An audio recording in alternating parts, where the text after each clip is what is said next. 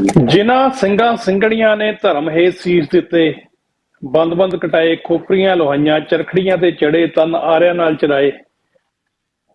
ਗੁਰਦੁਆਰਿਆਂ ਦੀ ਸੇਵਾ ਲਈ ਕੁਰਬਾਨੀਆਂ ਕੀਤੀਆਂ, ਧਰਮ ਨਹੀਂ ਹਾਰਿਆ, ਸਿੱਖੀ ਕੇਸਾਂ ਸਵਾਸਾਂ ਸੰਗ ਨਿਭਾਈ। ਤਿੰਨਾਂ ਸਿੰਘਾਂ ਸਿੰਘਣੀਆਂ ਦੀ ਕਮਾਈ ਦਾ ਧਿਆਨ ਧਰ ਕੇ ਖਾਲਸਾ ਜੀ ਬੋਲੋ ਜੀ ਵਾਹਿਗੁਰੂ। ਜੁਲਾਈ ਮਹੀਨੇ ਦੀ 4 ਤਰੀਕ ਹੈ ਜੀ, ਬਰਾ 2025। ਸਟੂਡੀਓ ਦੀਆਂ ਘੜੀਆਂ ਦੇ ਮੁਤਾਬਕ ਨਿਊਯਾਰਕ ਸਮੇਂ ਦੇ ਅਨੁਸਾਰ ਗੱਲ ਕਰਨੀ ਹੋਵੇ ਤਾਂ 12:04 ਹੋਏ ਨੇ, ਔਰ ਖਾਲਿਸਤਾਨ ਦੇ ਸਮੇਂ ਮੁਤਾਬਕ ਰਾਤ ਦੇ 9:34 ਹੋਏ ਨੇ। ਮੈਂ ਆਪ ਜੀ ਦਾ ਹੋਸਟ ਮਨਵੀਰ ਸਿੰਘ ਦਿਲ ਦੀਆਂ ਗਹਿਰਾਈਆਂ ਤੋਂ ਪ੍ਰੋਗਰਾਮ ਦਿਲ ਦੀਆਂ ਗੱਲਾਂ ਦੇ ਵਿੱਚ ਆਪ ਸਭ ਜੀ ਦਾ ਸਵਾਗਤ ਕਰਦਾ, ਜੀ ਆਇਆਂ ਆਖਦਾ। ਗੱਜ ਕੇ ਆਖੋ ਜੀ ਵਾਹਿਗੁਰੂ ਜੀ ਕਾ ਖਾਲਸਾ, ਵਾਹਿਗੁਰੂ ਜੀ ਕੀ ਫਤਿਹ। ਅੱਜ ਦਾ ਇਹ ਪ੍ਰੋਗਰਾਮ ਆ ਜਿਹੜਾ ਕਾਫੀ ਖਾਸ ਰਹਿਣ ਵਾਲਾ, ਰੋਚਕ ਰਹਿਣ ਵਾਲਾ। ਔਰ ਉਸ ਤੋਂ ਪਹਿਲਾਂ ਮੈਂ ਵਧਾਈ ਦੇਣੀ ਚਾਹੁੰਦਾ ਅਮਰੀਕਨਸ ਨੂੰ, ਦੁਨੀਆ ਦੇ ਕਿਸੇ ਵੀ ਕੋਨੇ ਦੇ ਵਿੱਚ ਜਿਹੜੇ ਅਮਰੀਕਨਸ ਬੈਠੇ ਨੇ ਸਾਨੂੰ ਸੁਣ ਰਹੇ ਨੇ, ਉਹਨਾਂ ਨੂੰ ਉਹਨਾਂ ਦੇ ਆਜ਼ਾਦੀ ਦਿਹਾੜੇ ਦੀਆਂ ਬਹੁਤ-ਬਹੁਤ ਮੁਬਾਰਕਾਂ। ਇੰਡੀਪੈਂਡੈਂਸ ਡੇ ਜਿਹੜਾ ਉਹਨਾਂ ਦਾ, ਉਹਦੀਆਂ ਬਹੁਤ-ਬਹੁਤ ਮੁਬਾਰਕਾਂ। ਸੋ ਅਸੀਂ ਕਾਮਨਾ ਕਰਦੇ ਹਾਂ ਕਿ ਇਹ ਸਾਲ ਜਿਹੜਾ ਤੁਹਾਡੇ ਸਾਰਿਆਂ ਲਈ, ਅਮਰੀਕਾ ਲਈ ਤੇ ਸਾਰੇ ਵਰਲਡ ਦੇ ਲਈ ਜਿਹੜਾ ਉਹ ਪੀਸ ਲੈ ਕੇ ਆਵੇ, ਤੇ ਮਨੁੱਖੀ ਅਧਿਕਾਰਾਂ ਦੇ ਜਿਹੜੇ ਕਾਰਕੁਨ ਨੇ ਉਹਨਾਂ ਨੂੰ ਰੱਬ ਚੜ੍ਹਦੀ ਕਲਾ 'ਚ ਰੱਖੇ ਤੇ ਉਹ ਆਪਣਾ ਕੰਮ ਕਰਦੇ ਰਹਿਣ। ਸੋ ਅੱਜ ਦੇ ਪ੍ਰੋਗਰਾਮ ਦੇ ਵਿੱਚ ਵਿਸ਼ੇਸ਼ ਗੱਲਬਾਤ ਕਰਾਂਗੇ, ਕਿਉਂਕਿ ਪਿਛਲੇ ਦਿਨਾਂ ਦੇ ਵਿੱਚ ਦ ਗਾਰਡੀਅਨ ਨੇ, ਜਿਹੜੀ ਯੂਕੇ ਦੀ ਇੱਕ ਪ੍ਰਸਿੱਧ ਅਖਬਾਰ ਹੈ, ਜਿਹੜੀ ਮੇਨ ਸਟ੍ਰੀਮ ਅਖਬਾਰ ਆ, ਉਹਨਾਂ ਨੇ ਖੁਲਾਸਾ ਕੀਤਾ ਕਿ ਸ਼ਹੀਦ ਭਾਈ ਅਵਤਾਰ ਸਿੰਘ ਖੰਡਾ ਉਹਨਾਂ ਨੂੰ ਜ਼ਹਿਰ ਦਿੱਤੀ ਹੋ ਸਕਦੀ ਹੈ। ਉਹਨਾਂ ਨੇ ਤਾਂ ਇਹ ਖੁਲਾਸਾ ਕੀਤਾ ਕਿ ਜ਼ਹਿਰ ਦਿੱਤੀ ਹੋ ਸਕਦੀ ਹੈ, ਪਰ ਸਿੱਖ ਪੰਥ ਸ਼ਹੀਦ ਭਾਈ ਅਵਤਾਰ ਸਿੰਘ ਖੰਡੇ ਦੀ ਸ਼ਹਾਦਤ ਤੋਂ ਤੁਰੰਤ ਬਾਅਦ ਤੋਂ ਹੀ ਇਹ ਗੱਲ ਕਹਿੰਦਾ ਆ ਰਿਹਾ ਕਿ ਇਹ ਜਿਹੜਾ ਇਹਦੇ ਪਿੱਛੇ ਭਾਰਤੀ ਸਰਕਾਰ ਦੀ ਸਾਜ਼ਿਸ਼ ਹੈ। ਔਰ ਇਕੱਲੇ ਸਿੱਖ ਨਹੀਂ ਕਹਿ ਰਹੇ, ਜਿਹੜੇ ਭਾਰਤ ਦੀਆਂ ਖੂਫੀਆਂ ਏਜੰਸੀਆਂ ਦੇ ਹੱਥ ਠੋਕੇ ਕੁਝ ਯੂਟਿਊਬਰ ਨੇ, ਰਾਹ ਦੇ ਕਰਿੰਦੇ ਨੇ, ਉਹ ਵੀ ਇਸ ਗੱਲ ਨੂੰ ਉਦੋਂ ਤੋਂ ਹੀ ਸੈਲੀਬ੍ਰੇਟ ਕਰ ਰਹੇ ਸੀ। ਉਹਨਾਂ ਨੇ ਖੁੱਲ੍ਹ ਕੇ ਆਪਣੇ YouTube ਚੈਨਲਸ ਦੇ ਉੱਤੇ ਕਿਹਾ, ਆਪਣੇ ਮੇਨ ਸਟ੍ਰੀਮ ਮੀਡੀਆ ਦੇ ਉੱਤੇ ਕਿਹਾ ਕਿ ਹਮ ਘਰ ਮੇ ਘੁਸ ਕੇ ਮਾਰੇਂਗੇ।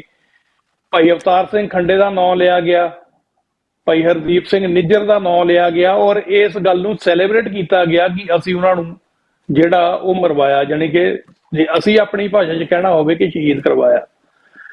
ਸੋ ਇਹ ਪਰਤਾਂ ਜਿਵੇਂ ਜਿਵੇਂ ਖੁੱਲਦੀਆਂ ਜਾ ਰਹੀਆਂ ਨੇ, ਸ਼ਿਕੰਜਾ ਜਿਹੜਾ ਕਾਨੂੰਨ ਦਾ ਉਹ ਭਾਰਤ ਦੇ ਆਲੇ ਦੁਆਲੇ ਹੋਰ ਜਿਹੜਾ ਮਜ਼ਬੂਤ ਹੁੰਦਾ ਜਾ ਰਿਹਾ। ਇੰਟਰਨੈਸ਼ਨਲ ਲਾਜ਼ ਦੀ ਅਸੀਂ ਗੱਲ ਕਰਨੀ ਹੋਵੇ, ਔਰ ਇਸੇ ਵਿਸ਼ੇ ਦੇ ਉੱਤੇ ਜਿਹੜੀ ਆ ਇਹ ਗੱਲਬਾਤ ਸਾਡੀ ਅੱਜ ਦੀ ਆਧਾਰਿਤ ਰਹੇਗੀ। ਔਰ ਇਸ ਗੱਲਬਾਤ ਦੇ ਵਿੱਚ ਮੇਰਾ ਸਾਥ ਦੇਣ ਦੇ ਲਈ ਅੱਜ ਸਿੱਖ ਫੈਡਰੇਸ਼ਨ ਯੂਕੇ ਦੇ ਸਲਾਹਕਾਰ ਭਾਈ ਸਾਹਿਬ ਭਾਈ ਜਸਵਿੰਦਰ ਸਿੰਘ ਜੀ ਸਾਡੇ ਨਾਲ ਜੁੜੇ ਨੇ। ਇਹ ਇਸ ਸਾਰੇ ਘਟਨਾਕ੍ਰਮ ਬਾਰੇ ਔਰ ਯੂਕੇ ਦੇ ਵਿੱਚ ਓਵਰਆਲ ਕੀ ਜਿਹੜੀ ਭਾਰਤੀ ਦਖਲਅੰਦਾਜ਼ੀ ਹੈ, ਕਿਉਂਕਿ ਟਰਾਂਸਨੈਸ਼ਨਲ ਰਿਪਰੈਸ਼ਨ ਦਾ ਜਿਹੜਾ ਮੁੱਦਾ ਉਹ ਤਕਰੀਬਨ ਸਾਰੇ ਵੈਸਟ ਦੇ ਵਿੱਚ ਛਾਇਆ ਹੋਇਆ, ਤੇ ਭਾਰਤ ਨੂੰ ਸਿੱਧੇ ਤੌਰ ਤੇ ਉਹਦੇ ਵਿੱਚ ਦੋਸ਼ੀ ਗਰਦਾਨਿਆ ਜਾ ਰਿਹਾ। ਔਰ ਇਸ ਤੋਂ ਇਲਾਵਾ ਹੋਰ ਵੀ ਸਿੱਖ ਗਤੀਵਿਧੀਆਂ ਕੀ ਨੇ ਯੂਕੇ ਦੇ ਵਿੱਚ, ਆਉਣ ਵਾਲੇ ਸਮੇਂ ਦੇ ਵਿੱਚ ਸਾਨੂੰ ਕੀ ਖਬਰਾਂ ਜਿਹੜੀਆਂ ਉੱਥੋਂ ਵੇਖਣ ਨੂੰ ਜਾਂ ਸੁਣਨ ਨੂੰ ਮਿਲ ਸਕਦੀਆਂ। ਇਸ ਸਾਰੀ ਗੱਲਬਾਤ ਦੇ ਵਿੱਚ ਮੈਂ ਭਾਈ ਜਸਵਿੰਦਰ ਸਿੰਘ ਜੀ ਦਾ ਸਵਾਗਤ ਕਰਦਾ ਹੋਇਆ ਪ੍ਰੋਗਰਾਮ ਦੇ ਵਿੱਚ ਜੀ ਆਇਆਂ ਆਖਦਾ। ਭਾਈ ਜਸਵਿੰਦਰ ਸਿੰਘ ਜੀ, ਵਾਹਿਗੁਰੂ ਜੀ ਕਾ ਖਾਲਸਾ, ਵਾਹਿਗੁਰੂ ਜੀ ਕੀ ਫਤਿਹ ਜੀ। ਵਾਹਿਗੁਰੂ ਜੀ ਕੀ ਫਤਿਹ ਜੀ। ਤੁਹਾਡਾ ਬਹੁਤ-ਬਹੁਤ ਧੰਨਵਾਦ ਜੀ, ਤੁਸੀਂ ਸਮਾਂ ਕੱਢਿਆ ਸਾਡੇ ਲਈ, ਸਾਡੇ ਰੂਬਰੂ ਹੋਏ, ਤੇ ਤੁਹਾਡਾ ਸਵਾਗਤ ਵੀ ਹੈ ਪ੍ਰੋਗਰਾਮ ਦੇ ਵਿੱਚ। ਸੋ ਭਾਈ ਜਸਵਿੰਦਰ ਸਿੰਘ ਜੀ, ਮੁੱਢਲੇ ਤੌਰ ਦੇ ਉੱਤੇ ਦਾ ਗਾਰਡੀਅਨ ਦਾ ਜਿਹੜਾ ਇਹ ਖੁਲਾਸਾ, ਉਹਦੇ ਬਾਰੇ ਕੀ ਕਹਿਣਾ ਚਾਹੋਗੇ? ਹਾਂਜੀ, ਜਿਹੜੀ ਆ ਖਬਰ ਲੱਗੀ ਸੀ ਇਸ ਹਫਤੇ ਗਾਰਡੀਅਨ ਵਿੱਚ, ਜਿਸ ਤਰ੍ਹਾਂ ਤੁਸੀਂ ਇੰਟਰੋਡਕਸ਼ਨ ਵਿੱਚ ਕਿਹਾ, ਜ਼ਿਕਰ ਕੀਤਾ, ਉਹ ਇੱਕ ਬਹੁਤ ਵੱਡਾ ਖੁਲਾਸਾ ਸੀਗਾ ਕਿ ਉਹ ਖਬਰ ਤਾਂ ਨਿਕਲੀ ਕਰਕੇ ਅਸੀਂ 15 ਤਰੀਕ ਨੂੰ, ਜਦੋਂ ਅਵਤਾਰ ਸਿੰਘ ਖੰਡੇ ਦਾ ਆਪਣਾ 2 ਸਾਲ ਹੋ ਜਾਣੇ ਸੀ ਉਹਦੀ ਸ਼ਹੀਦੀ ਨੂੰ, ਉਸ ਦਿਨ ਤੇ ਜਿਹੜਾ ਆਪਾਂ ਵਕੀਲ ਕੀਤਾ, ਉਹ ਵਕੀਲ ਨੇ ਚਿੱਠੀ ਪਾਈ ਸੀ ਵੈਸਟ ਮਿਡਲੈਂਡਸ ਚੀਫ ਗਵਰਨਰ ਨੂੰ। ਤਾਂ ਉਹਨੂੰ ਚਿੱਠੀ ਇਹ ਤਾਂ ਪਾਈ ਸੀ ਕਿ ਉਹ ਡਿਮਾਂਡ ਸੀ ਕਿ ਇਸ ਕੇਸ ਵਿੱਚ ਤੁਸੀਂ ਇਨਕੁਐਸਟ ਖੋਲੋ। ਤਾਂ ਇਹ ਸਾਡੀ ਅਸਲ ਵਿੱਚ ਦੂਜੀ ਚਿੱਠੀ ਸੀਗੀ। ਪਹਿਲੀ ਅਸੀਂ ਪਾਈ ਸੀਗੀ ਅਕਤੂਬਰ 2022 ਚ।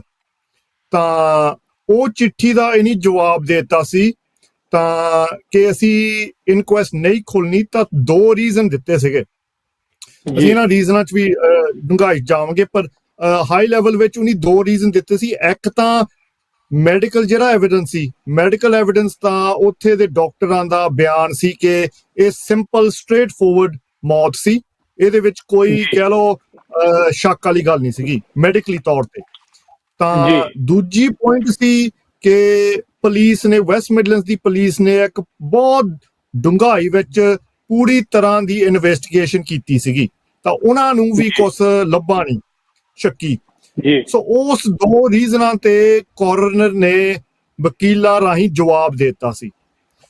ਉਹ ਭਾਈ ਸਾਹਿਬ ਉਸ ਜਵਾਬ ਤੋਂ ਬਾਅਦ ਤਕਰੀਬਨ ਲਗਭਗ 10-11 ਮਹੀਨੇ ਅਸੀਂ ਇਨਕੁਆਇਰੀ ਆਪ ਕਰਦੇ ਰਹੇ ਕਿ ਇਹ ਦੋਨਾਂ ਪੁਆਇੰਟਾਂ ਤੇ ਅਸੀਂ ਕਿਸ ਤਰ੍ਹਾਂ ਇਹਨਾਂ ਨੂੰ ਚੈਲੰਜ ਕਰਨਾ। ਤਾਂ ਉਹ ਦੋਨਾਂ ਪੁਆਇੰਟਾਂ ਤੇ ਪਹਿਲੇ ਪੁਆਇੰਟ ਜਿਹੜਾ ਮੈਡੀਕਲ ਐਵੀਡੈਂਸ ਸੀ, ਹੁਣ ਦੇਖੋ ਖੰਡੇ ਦਾ ਤਾਂ ਸੰਸਕਾਰ ਵੀ ਹੋ ਗਿਆ ਸੀ ਅਗਸਤ ਵਿੱਚ, ਤਾਂ ਨਾ ਉਹਦੇ ਕੋਈ ਉਹਨੇ ਆਟੋਪਸੀ ਕੀਤੀ ਸੀ, ਨਾ ਹੀ ਕੋਈ ਉਹਦੇ ਇੰਟਰਨਲ ਔਰਗਨ ਦਾ ਕੋਈ ਸੈਂਪਲ ਬਾਇਓਪਸੀ ਕੁਛ ਨਹੀਂ ਸੀ ਕੀਤਾ। ਇਹ ਵੀ ਆਪਾਂ ਗੱਲ ਕਰਾਂਗੇ, ਪਰ ਸਾਡੇ ਕੋਲ ਬਸ ਸਿਰਫ ਇੱਕ ਛੋਟਾ ਜਿਹਾ ਖੂਨ ਸੈਂਪਲ ਸੀਗਾ, ਤਾਂ ਉਹਦੇ ਕੇਸ ਸੀਗੇ। ਸੋ ਅਸੀਂ ਇੱਕ ਪ੍ਰਾਈਵੇਟ ਪੈਥੋਲੋਜਿਸਟ ਨੂੰ ਹਾਇਰ ਕਰਕੇ ਜਿਹੜਾ ਇਸ ਪੋਇਜ਼ਨਿੰਗ ਵਿੱਚ ਜਾਂ ਇਦਾਂ ਦੇ ਕੇਸਾਂ ਦੇ ਵਿੱਚ ਜੇ ਕੋਈ ਐਕਸਪੀਰੀਅੰਸ ਆ, ਉਹਨੂੰ ਅਸੀਂ ਸਾਰੀ ਗੱਲਬਾਤ ਦੱਸੀ, ਸਾਰਾ ਹਿਸਟਰੀ ਦੱਸੀ, ਸਾਰੀ ਰਿਪੋਰਟਾਂ ਦੇ ਦਿੱਤੀਆਂ ਸੀ।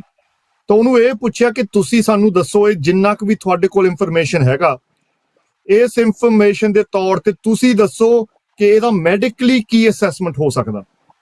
ਹੁਣ ਉਹ ਡਾਕਟਰ ਦੀ ਰਿਪੋਰਟ ਨੇ ਇਹ ਕਿਹਾ ਕਿ ਐਕਚੁਅਲੀ ਜਿਹੜਾ ਤੁਸੀਂ ਟੌਕਸਿਕੋਲੋਜੀ ਤੁਸੀਂ ਕੀਤੀ ਆ, ਟੌਕਸਿਕੋਲੋਜੀ ਵਿੱਚ ਕੁਝ ਗਲਤ ਨਹੀਂ ਲੱਗਦਾ, ਪਰ ਐਕਚੁਅਲੀ ਜੇ ਤੁਸੀਂ ਜਿਸ ਤਰ੍ਹਾਂ ਦੇ ਟੈਸਟ ਕੀਤੇ ਆ ਉਹ ਬਹੁਤ ਲਿਮਿਟਡ ਸੀਗੇ।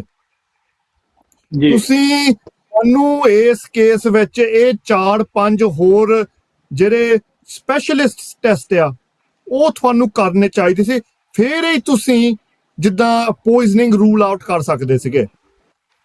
ਤਾਂ ਉਹਨੇ ਇਹ ਵੀ ਕਿਹਾ ਕਿ ਦੇਖੋ ਜਿੱਦਾਂ ਦੇ ਵੀ ਆ ਪੋਇਜ਼ਨਸ ਕੇਸ ਹੁੰਦੇ ਆ, ਕਿਸੇ ਹੋਰ ਮੁਲਕ ਦਾ ਕੋਈ ਇਨਵੋਲਵਮੈਂਟ ਹੋਵੇ ਜਾਂ ਇਦਾਂ ਦੀ ਕੋਈ ਸ਼ੱਕ ਹੋਵੇ, ਤਾਂ ਇਹ ਬੇਸਿਕ ਟੌਕਸਿਕੋਲੋਜੀ ਚ ਕਦੀ ਵੀ ਨਹੀਂ ਆਉਂਦੇ।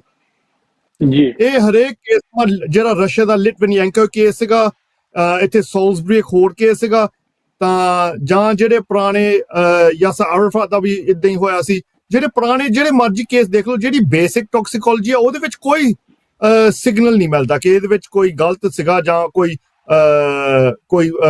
ਖਰਾਬਾ ਦੀ ਨਿਸ਼ਾਨੀ ਹੋਵੇ। ਇਹ ਤਾਂ ਹੀ ਹੁੰਦਾ ਜਦੋਂ ਤੁਸੀਂ ਪੋਲੀਟੀਕਲ ਉਹਦੇ ਆਲੇ ਦੁਆਲੇ ਕੀ ਹੋ ਰਿਹਾ ਸੀ, ਕਿਸ ਤਰ੍ਹਾਂ ਦਾ ਵਿਅਕਤੀ ਸੀ, ਕਿਸ ਤਰ੍ਹਾਂ ਦੀ ਉਹਦੀ ਐਕਟਿਵਿਜ਼ਮ ਸੀ, ਕਿੱਥੋਂ ਉਹਨੂੰ ਥ੍ਰੈਟ ਸੀਗੇ, ਇਹ ਤਾਂ ਤੁਹਾਨੂੰ ਜਿਹੜੇ ਐਕਸਟਰਨਲ ਸਰਕਮਸਟੈਂਸਸ ਆ ਉਹਨੂੰ ਥੋੜਾ ਸਮਝ ਕੇ ਫਿਰ ਤੁਹਾਨੂੰ ਸ਼ੱਕ ਪੈਦਾ ਹੁੰਦੀ ਆ ਕਿ ਐਕਚੁਅਲੀ ਸਾਨੂੰ ਹੋਰ ਡੂੰਘੇ ਟੈਸਟ ਕਰਨੇ ਚਾਹੀਦੇ ਆ। ਹੁਣ ਡਾਕਟਰ ਫਰਗੁਲ ਮੇ ਨੇ ਇਹ ਕਿਹਾ ਕਿ ਤੁਸੀਂ ਜਿਹੜੇ ਬਣਦੇ ਟੈਸਟ ਸੀਗੇ ਇਹ ਤੁਸੀਂ ਕੀਤੇ ਨਹੀਂ।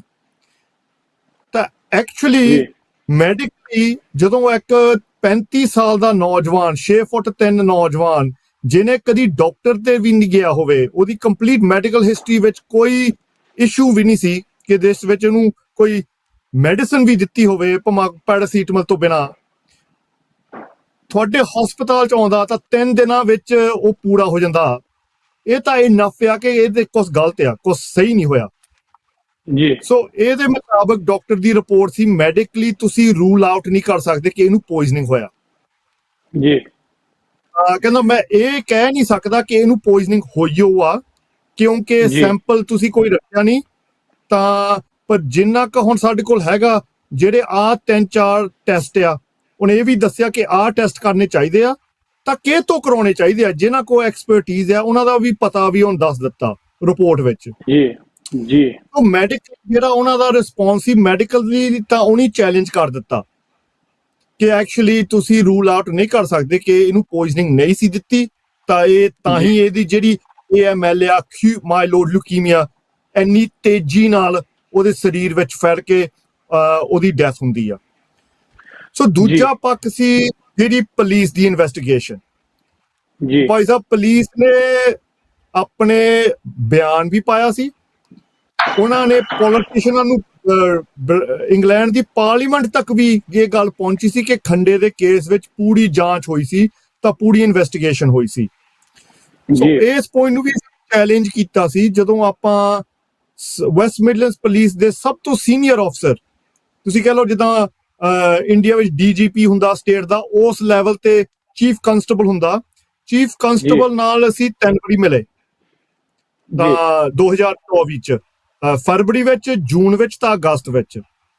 ਤਾਂ ਉਹ ਜਦੋਂ ਆਪਾਂ ਉਹਨਾਂ ਗੱਲਾਂ ਬਾਤਾਂ ਕੀਤੀਆਂ ਤਾਂ ਸਵਾਲ ਜਵਾਬ ਪੁੱਛੇ, ਤਾਂ ਖਾਸ ਕਰਕੇ ਖੰਡੇ ਦਾ ਕੇਸ ਅਸੀਂ ਮੋਹਰੇ ਰੱਖਿਆ ਕਿ ਤੁਸੀਂ ਸਾਨੂੰ ਦੱਸੋ ਕਿ ਇਸ ਕੇਸ ਵਿੱਚ ਤੁਸੀਂ ਕੀ ਕੀਤਾ, ਕੀ ਨਹੀਂ ਕੀਤਾ, ਸਾਨੂੰ ਪੂਰਾ ਦੱਸੋ, ਵੇਰਵਾ ਦੱਸੋ, ਕਿ ਤੁਸੀਂ ਇਹ ਆਪਣੇ ਪ੍ਰੈਸ ਬਿਆਨ ਰਾਹੀਂ ਪਹਿਲਾਂ ਤਾਂ ਉਹਨੇ ਕਿਹਾ ਅਸੀਂ ਪੂਰੀ ਇਨਵੈਸਟੀਗੇਸ਼ਨ ਕੀਤੀ, ਫਿਰ 2-3 ਮਹੀਨੇ ਬਾਅਦ ਉਹਨੇ ਪਿੱਛੇ ਹਟ ਕੇ ਕਹਿੰਦੇ ਸਾਨੂੰ ਕੋਈ ਸਸਪੀਸ਼ੀਅਸ ਸਰਕਮਸਟੈਂਸਸ ਨਹੀਂ, ਕੋਈ ਸ਼ੱਕ ਵਾਲੀ ਗੱਲ ਨਹੀਂ ਲੱਭੀ।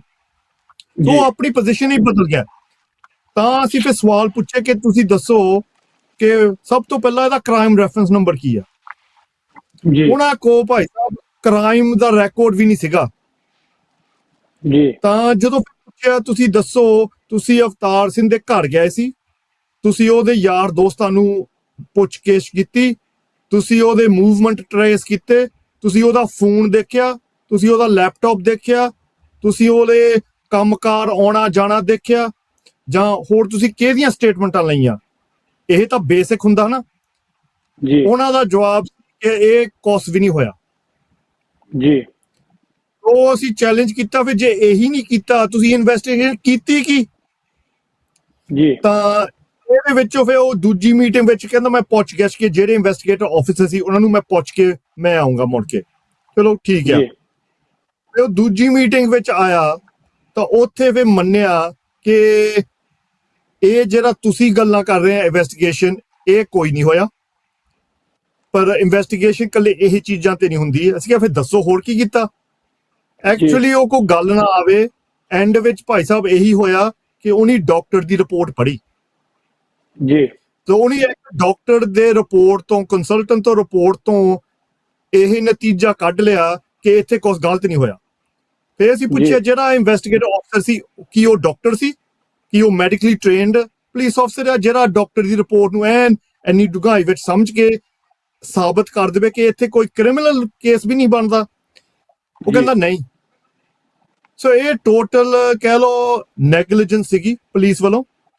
ਸੋ ਇਸ ਮੀਟਿੰਗਾਂ ਚੋਂ ਆਪਾਂ ਹੋਰ ਵੀ ਗੱਲਾਂ ਕਰਾਂਗੇ, ਪਰ ਇਸ ਮੀਟਿੰਗ ਚੋਂ ਇਹ ਖਾਸ ਨਿਕਲਿਆ ਸੀ, ਉਹ ਫਿਰ ਸਟੇਟਮੈਂਟ ਰਾਹੀਂ ਦਾਸ ਦੀ ਅਤੇ ਭਾਈ ਦਵਿੰਦਰਜੀਤ ਸਿੰਘ ਦੀ, ਤਾਂ ਉਹ ਸਟੇਟਮੈਂਟ ਫਿਰ ਲੱਗੀ। ਫਿਰ ਆਪਣੇ ਵਕੀਲ ਮਾਈਕਲ ਪੋਲਕ ਨੇ ਚਿੱਠੀ ਪਾਈ ਸੀ 15 ਜੂਨ ਨੂੰ ਕੋਰਨਰ ਨੂੰ ਕਿ ਜਿਹੜੇ 2 ਪੁਆਇੰਟ ਤੁਸੀਂ ਦਾ ਜਵਾਬ ਮੈਨੂੰ ਪਹਿਲਾਂ ਦਿੱਤਾ ਸੀ, ਉਹ ਦੋਨਾਂ ਪੁਆਇੰਟਾਂ ਦਾ ਆ ਲਓ ਸਬੂਤ। ਅਸੀਂ ਚੈਲੰਜ ਕਰ ਰਹੇ ਹਾਂ ਕਿ ਮੈਡੀਕਲੀ ਤੁਹਾਡਾ ਅਸੈਸਮੈਂਟ ਗਲਤ ਸੀ, ਤਾਂ ਪੁਲਿਸ ਦੀ ਇਨਵੈਸਟੀਗੇਸ਼ਨ ਉਹ ਸਾਨੂੰ ਮੰਨ ਚੁੱਕਿਆ ਕਿ ਉਹਨੇ ਨਹੀਂ ਕੀਤੀ। ਹੁਣ ਇਹਨਾਂ ਦੋਨਾਂ ਰੀਜ਼ਨਾਂ ਤੇ ਤੁਹਾਨੂੰ ਇਨਕੁਐਸਟ ਖੋਲਣੀ ਚਾਹੀਦੀ ਆ। ਤਾਂ ਉਹ ਇਨਫੋਰਮੇਸ਼ਨ ਅਸੀਂ ਗਾਰਡੀਅਨ ਨੂੰ ਦੇਤਾ ਸੀ ਐਕਸਕਲੂਸਿਵ, ਤਾਂ ਗਾਰਡੀਅਨ ਨੇ ਉਹ ਖਬਰ ਲਾਈ ਸੀ ਜਿਹੜੇ ਸਾਰੀ ਦੁਨੀਆ ਵਿੱਚ ਸੰਗਤ ਨੇ ਉਹ ਪੜ੍ਹ ਹੀ ਲਈ ਹੋ। ਸੋ ਇਹਦੇ 'ਚ ਬੜਾ ਅਹਿਮ ਖੁਲਾਸਾ ਕੀਤਾ ਤੁਸੀਂ ਕਿ ਪੁਲਿਸ ਕੋਲ ਇਨਵੈਸਟੀਗੇਸ਼ਨ ਦੇ ਨਾਂ ਦੇ ਉੱਤੇ ਜਿਹੜੀ ਇਨੀਸ਼ੀਅਲ ਰਿਪੋਰਟ ਸੀਗੀ ਡਾਕਟਰ ਦੀ, ਉਸ ਤੋਂ ਇਲਾਵਾ ਕੁਝ ਵੀ ਨਹੀਂ ਸੀ। ਸੋ ਤੁਸੀਂ ਕੀ ਸਮਝਦੇ ਹੋ, ਕਿਸੇ ਪ੍ਰੈਸ਼ਰ ਦੇ ਵਿੱਚ ਆ ਕੇ ਸਿਸਟਮ ਵੱਲੋਂ ਫਾਉਲ ਪਲੇ ਹੋਇਆ ਹੋ ਸਕਦਾ ਇੱਥੇ? ਭਾਈ ਸਾਹਿਬ ਇਹ ਹਰੇਕ ਇੱਕ ਥਾਂ ਨਹੀਂ ਫਾਉਲ ਪਲੇ ਹੋਇਆ, ਇੱਥੇ ਥਾਂ ਥਾਂ ਤੇ ਕਵਰ ਅਪ ਹੋਈ ਆ। ਤਾਂ ਜੇ ਹੁਣ ਆਪਾਂ 3 ਹਿੱਸਿਆਂ 'ਚ ਦੇਖੀਏ ਅਵਤਾਰ ਸਿੰਘ ਦੇ ਸ਼ਹੀਦੀ ਨੂੰ, ਸਭ ਤੋਂ ਪਹਿਲਾਂ ਤਾਂ ਜਿਸ ਤਰ੍ਹਾਂ ਉਹਨੂੰ ਟਾਰਗੇਟ ਕੀਤਾ ਗਿਆ। ਹੁਣ ਸਾਨੂੰ ਸਾਰਿਆਂ ਨੂੰ ਪਤਾ ਜਦੋਂ 18 ਮਾਰਚ 2023 ਵਿੱਚ ਜਦੋਂ ਪੰਜਾਬ ਬੰਦ ਕੀਤਾ ਜਾਂਦਾ ਤਾਂ ਅੰਮ੍ਰਿਤਪਾਲ ਨੂੰ ਹੰਟ ਕੀਤਾ ਜਾ ਰਿਹਾ ਪੰਜਾਬ ਵਿੱਚ, ਤਾਂ ਉਸ ਸਮੇਂ ਵਿੱਚ ਕਿਸ ਤਰ੍ਹਾਂ ਦਾ ਰਿਐਕਸ਼ਨ ਸੀ ਦੁਨੀਆ ਭਰ। ਤਾਂ 19 ਮਾਰਚ ਨੂੰ ਲੰਡਨ ਵਿੱਚ ਇੱਕ ਮੁਜ਼ਾਹਰਾ ਹੁੰਦਾ, ਉਸ ਵਿੱਚ ਥੋੜੇ ਆਪਣੀ ਸੰਗਤ ਹੁੰਦੀ ਆ, ਤਾਂ ਉੱਥੇ ਖਿੱਚ ਤੂ ਹੁੰਦੀ ਹੈ, ਇੰਡੀਆ ਦਾ ਝੰਡਾ ਲਾ ਹੋ ਜਾਂਦਾ। ਤਾਂ ਉਸ ਇਸ਼ੂ ਨੂੰ ਘੰਟਿਆਂ ਦੇ ਵਿੱਚ ਹੀ, ਹਲੇ ਤੱਕ ਪੂਰਾ ਪਤਾ ਵੀ ਨਹੀਂ ਕਿ ਕੌਣ ਸੀ ਉੱਥੇ, ਕੌਣ ਗਿਆ ਕੌਣ ਨਹੀਂ ਗਿਆ, ਪੁਲਿਸ ਆਈ ਵੀ ਨਹੀਂ, ਉਹ ਮਿੰਟਾਂ ਦੇ ਵਿੱਚ ਇੰਡੀਆ ਦੇ ਸਾਰੇ ਮੇਨ ਸਟ੍ਰੀਮ ਮੀਡੀਆ ਨੇ ਅਵਤਾਰ ਸਿੰਘ ਖੰਡੇ ਦਾ ਨਾਂ, ਉਹਦੀ ਫੋਟੋ, ਤਾਂ ਉਹਨੂੰ ਗੁਨੇਗਾਰ ਬਣਾ ਕੇ ਸਾਰੀ ਦੁਨੀਆ 'ਚ ਗੱਲ ਠਾਲਤੀ ਕਿ ਇਹ ਬੰਦਾ ਇੱਕ ਅਤਵਾਦੀ ਆ, ਇਸ ਅਤਵਾਦੀ ਨੇ ਇੰਡੀਆ ਤੇ ਹਮਲਾ ਕੀਤਾ। ਇਸ ਤਰ੍ਹਾਂ ਦੀ ਲੈਂਗੁਏਜ ਵਰਤ ਜਾ ਰਹੀ ਸੀ ਇੱਕ ਮਿੰਟਾਂ ਵਿੱਚ। ਇਹੀ ਸੋਚ ਸਕਦੇ ਆ ਕਿ ਟੋਟਲੀ ਪ੍ਰੀ ਪਲਾਨਡ ਸੀ, ਕਿਉਂਕਿ ਅਵਤਾਰ ਸਿੰਘ ਉੱਥੇ ਹੈ ਹੀ ਵੀ ਨਹੀਂ ਸੀ, ਉਹ ਗਿਆ ਹੀ ਨਹੀਂ ਸੀ ਇਸ ਜਾੜੇ ਤੇ। ਤਾਂ ਇਹ ਟੋਟਲ ਜਿਹੜਾ ਟਾਰਗੇਟਿੰਗ ਕੀਤਾ ਸੀ, ਇਹ ਤਾਂ ਕੀਤਾ ਸੀ ਕਿ ਅੰਮ੍ਰਿਤਪਾਲ ਤਾਂ ਅਵਤਾਰ ਤੇ ਪ੍ਰੈਸ਼ਰ ਹੋਵੇ ਕਿ ਦੱਸੇ ਕਿ ਅੰਮ੍ਰਿਤਪਾਲ ਹੈ ਕਿੱਥੇ। ਹੁਣ ਦੇਖੋ, ਇਹ ਸਾਰਾ ਦੁਨੀਆ ਭਰ ਨੂੰ ਟਾਰਗੇਟ ਕੀਤਾ ਗਿਆ। ਇੰਗਲੈਂਡ ਵਿੱਚ ਇਸ ਇਸ਼ੂ ਨੂੰ ਇੱਕ ਡਿਪਲੋਮੈਟਿਕ ਇਸ਼ੂ ਬਣਾਇਆ ਗਿਆ।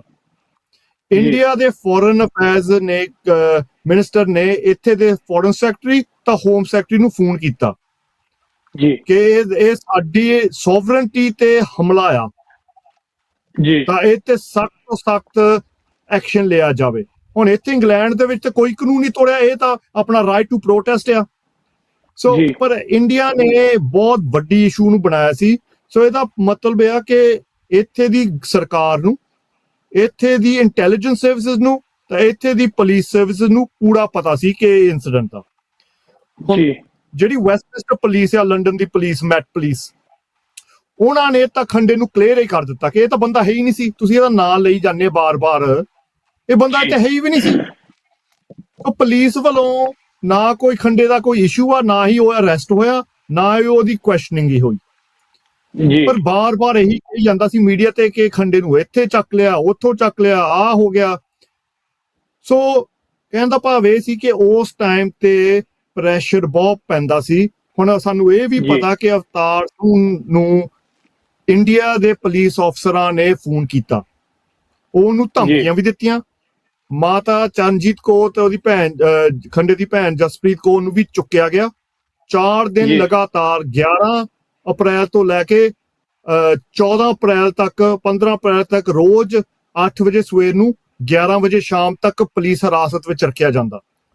ਉਹਨਾਂ ਤੇ ਪ੍ਰੈਸ਼ਰ ਪਾਇਆ ਜਾਂਦਾ, ਉਹਨਾਂ ਨੂੰ ਧਮਕੀਆਂ ਦਿੱਤੀਆਂ ਜਾਂਦੀਆਂ, ਉਹਨਾਂ ਦੇ ਫੋਨ ਰਾਹੀਂ ਅਵਤਾਰ ਖੰਡੇ ਨੂੰ ਫੋਨ ਕੀਤਾ ਜਾਂਦਾ ਕਿ ਉਹ ਚੱਕ ਲਵੇ ਕਿ ਮਾਤਾ ਜੀ ਦਾ ਫੋਨ ਆ ਜਾਂ ਭੈਣ ਜੀ ਦਾ ਫੋਨ ਆ।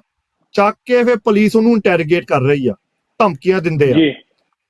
ਜਿਸ ਨੌਜਵਾਨ ਦੇ ਪਿਤਾ ਜੀ ਨੂੰ ਸ਼ਹੀਦ ਕਰ ਦਿੱਤਾ, ਕੁਲਵੰਤ ਸਿੰਘ ਕੁਕਰਾਨਾ ਨੂੰ, ਉਹ ਇਹ ਲਫ਼ਜ਼ ਵਰਤਦੇ ਆ ਕਿ ਤੈਨੂੰ ਪਤਾ ਅਸੀਂ ਕੀ ਕਰ ਸਕਦੇ ਆ, ਤੂੰ ਸਾਨੂੰ ਦੱਸ ਜੋ ਅਸੀਂ ਪੁੱਛਣਾ ਚਾਹੁੰਦੇ ਆ। ਸੋ ਖੰਡੇ ਤੇ ਏਦਾਂ ਦੇ ਧਮਕੀਆਂ ਹੁੰਦੀਆਂ ਸੀ। ਤਾਂ ਇਹ ਵੀ ਸਾਨੂੰ ਪਤਾ ਕਿ ਇੱਥੇ ਦੀ ਇੰਟੈਲੀਜੈਂਸ ਸਰਵਿਸ ਨੂੰ ਇਹ ਪਤਾ ਹੋਣਾ ਕਿ ਉਹਦੀ ਜਾਨ ਨੂੰ ਖਤਰਾ।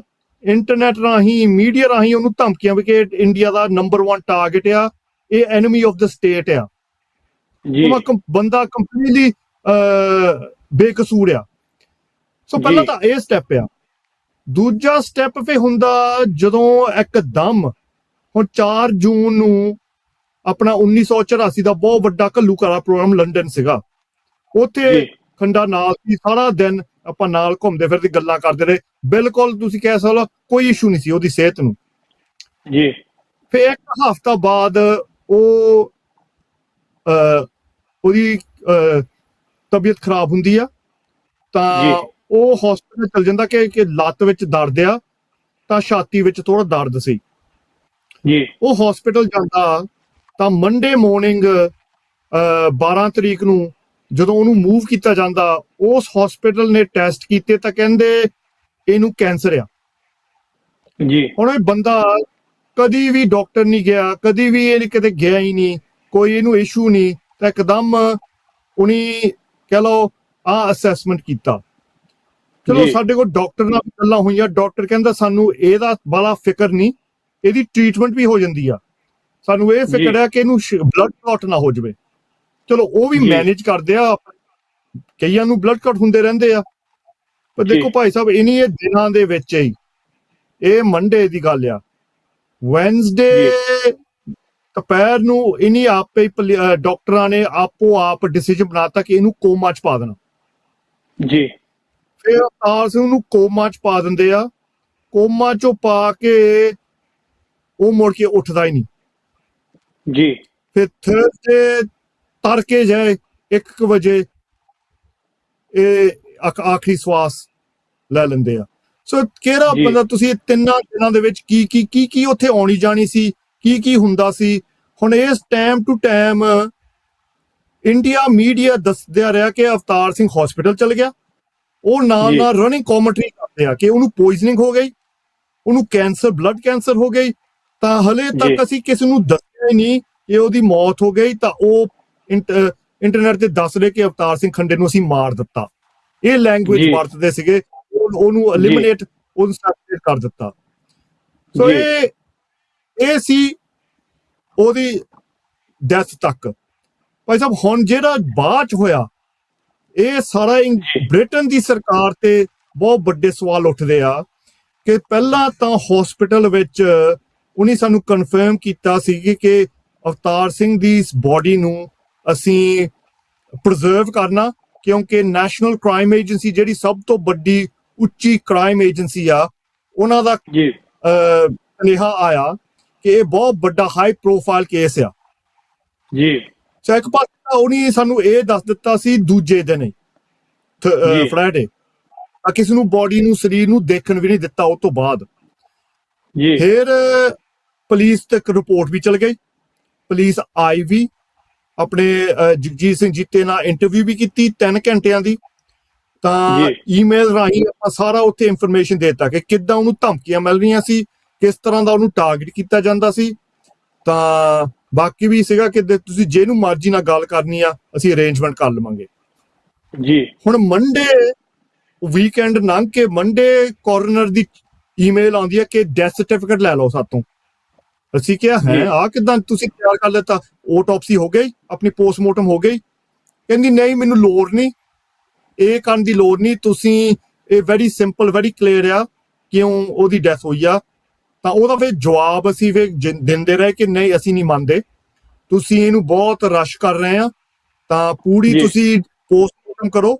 ਸਾਡਾ ਸਸਪੀਸ਼ਨ ਇਹ ਆ, ਸ਼ੱਕ ਇਹ ਆ ਕਿ ਇਹਨੂੰ ਪੋਇਜ਼ਨਿੰਗ ਦਿੱਤੀ ਗਈ ਆ, ਬਾਹਰਲੇ ਮੁਲਕ ਦੇ ਬੰਦਿਆਂ ਨਾਲ ਹੱਤਿਆ ਕਰਕੇ। ਇਸ ਤੋਂ ਬਾਅਦ 3 ਦਿਨ ਬਾਅਦ ਤੁਹਾਨੂੰ ਪਤਾ ਕਿ ਭਾਈ ਹਰਦੀਪ ਸਿੰਘ ਨਿੱਜਰ ਦਾ ਵੀ ਕਤਲ ਹੋ ਜਾਂਦਾ 18 ਜੂਨ ਨੂੰ ਜੀ।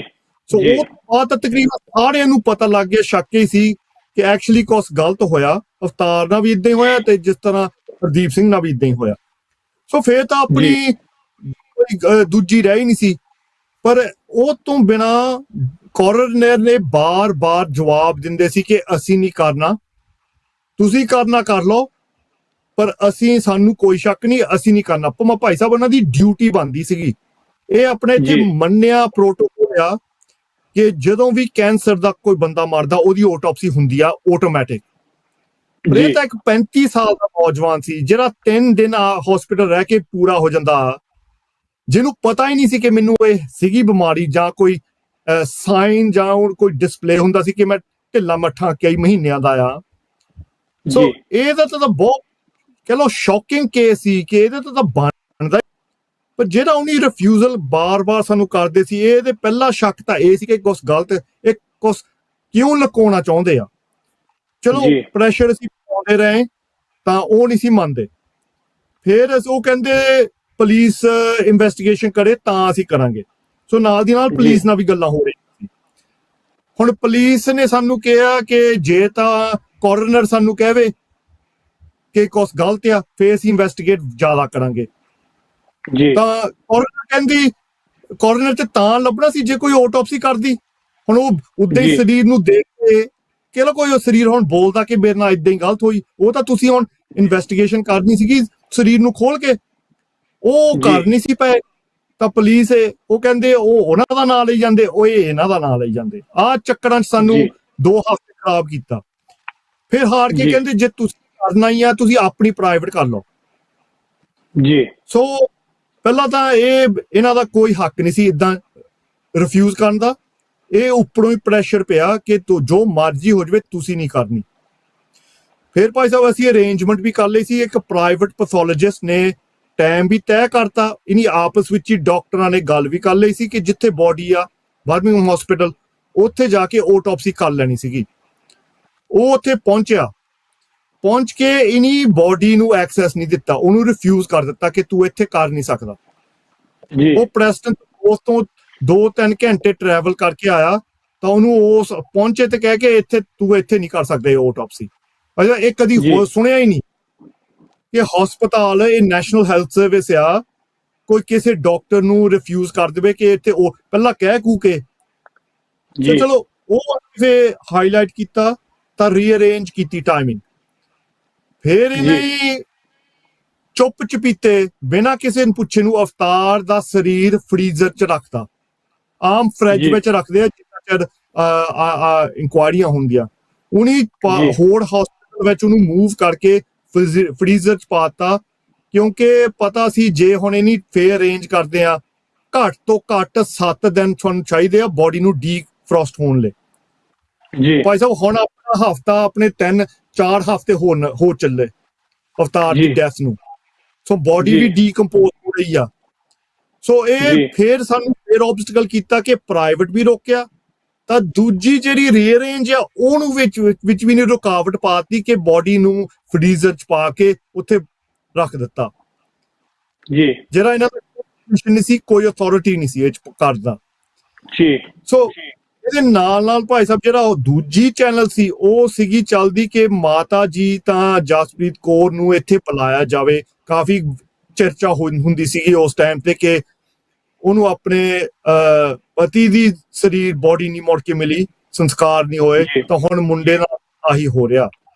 ਅਸੀਂ ਪਹਿਲੇ ਹਫਤੇ ਵਿੱਚ ਐਪਲੀਕੇਸ਼ਨ ਪਾਤੀ ਸੀ ਹੋਮ ਆਫਿਸ ਨੂੰ ਕਿ ਐਕਸਲਰੇਟਡ ਜਾਂ ਤੇਜ਼ੀ ਨਾਲ ਇਹਦਾ ਵੀਜ਼ਾ ਐਪਲੀਕੇਸ਼ਨ ਪਾਇਆ ਜਾਵੇ। 5 ਦਿਨਾਂ ਦਾ ਸਰਵਿਸ ਸੀਗੀ। 5 ਦਿਨਾਂ 'ਚ ਉਹਨੇ ਸਾਨੂੰ ਜਵਾਬ ਦੇ ਦਿੱਤਾ ਕਿ ਸਾਨੂੰ ਡੈਥ ਸਰਟੀਫਿਕੇਟ ਚਾਹੀਦਾ। ਹੁਣ ਡੈਥ ਸਰਟੀਫਿਕੇਟ ਤਾਂ ਹੀ ਮਿਲੇ ਜੇ ਕੋਈ ਕੋਜ਼ ਆਫ ਡੈਥ ਪੂਰੀ ਹੋ ਗਈ। ਉਹ ਅਸੀਂ ਡਿਬੇਟ ਕਰ ਰਹੇ ਸੀ, ਚੈਲੰਜ ਕਰ ਰਹੇ ਸੀਗੇ। ਸੋ ਅਸੀਂ ਹਸਪੀਟਲ ਤੋਂ ਜਿਹੜਾ ਕੰਸਲਟੈਂਟ, ਚੀਫ ਕੰਸਲਟੈਂਟ, ਉਹ ਤੋਂ ਚਿੱਠੀ ਮੰਗਵਾ ਲਈ ਕਿ ਇਹ ਪੂਰੀ ਕਨਫਰਮੇਸ਼ਨ ਹੋ ਗਈ ਕਿ ਅਵਤਾਰ ਸਿੰਘ ਇਸ ਡੇਟ ਤੇ ਇਸ ਟਾਈਮ ਤੇ ਉਹਦੀ ਡੈਥ ਹੁੰਦੀ ਆ। ਉਹ ਭੇਜ ਦਿੱਤਾ। ਹੋਮ ਆਫਿਸ ਦਾ ਕੋਈ ਜਵਾਬ ਨਹੀਂ ਆਇਆ 3-4 ਹਫ਼ਤਿਆਂ ਤੱਕ।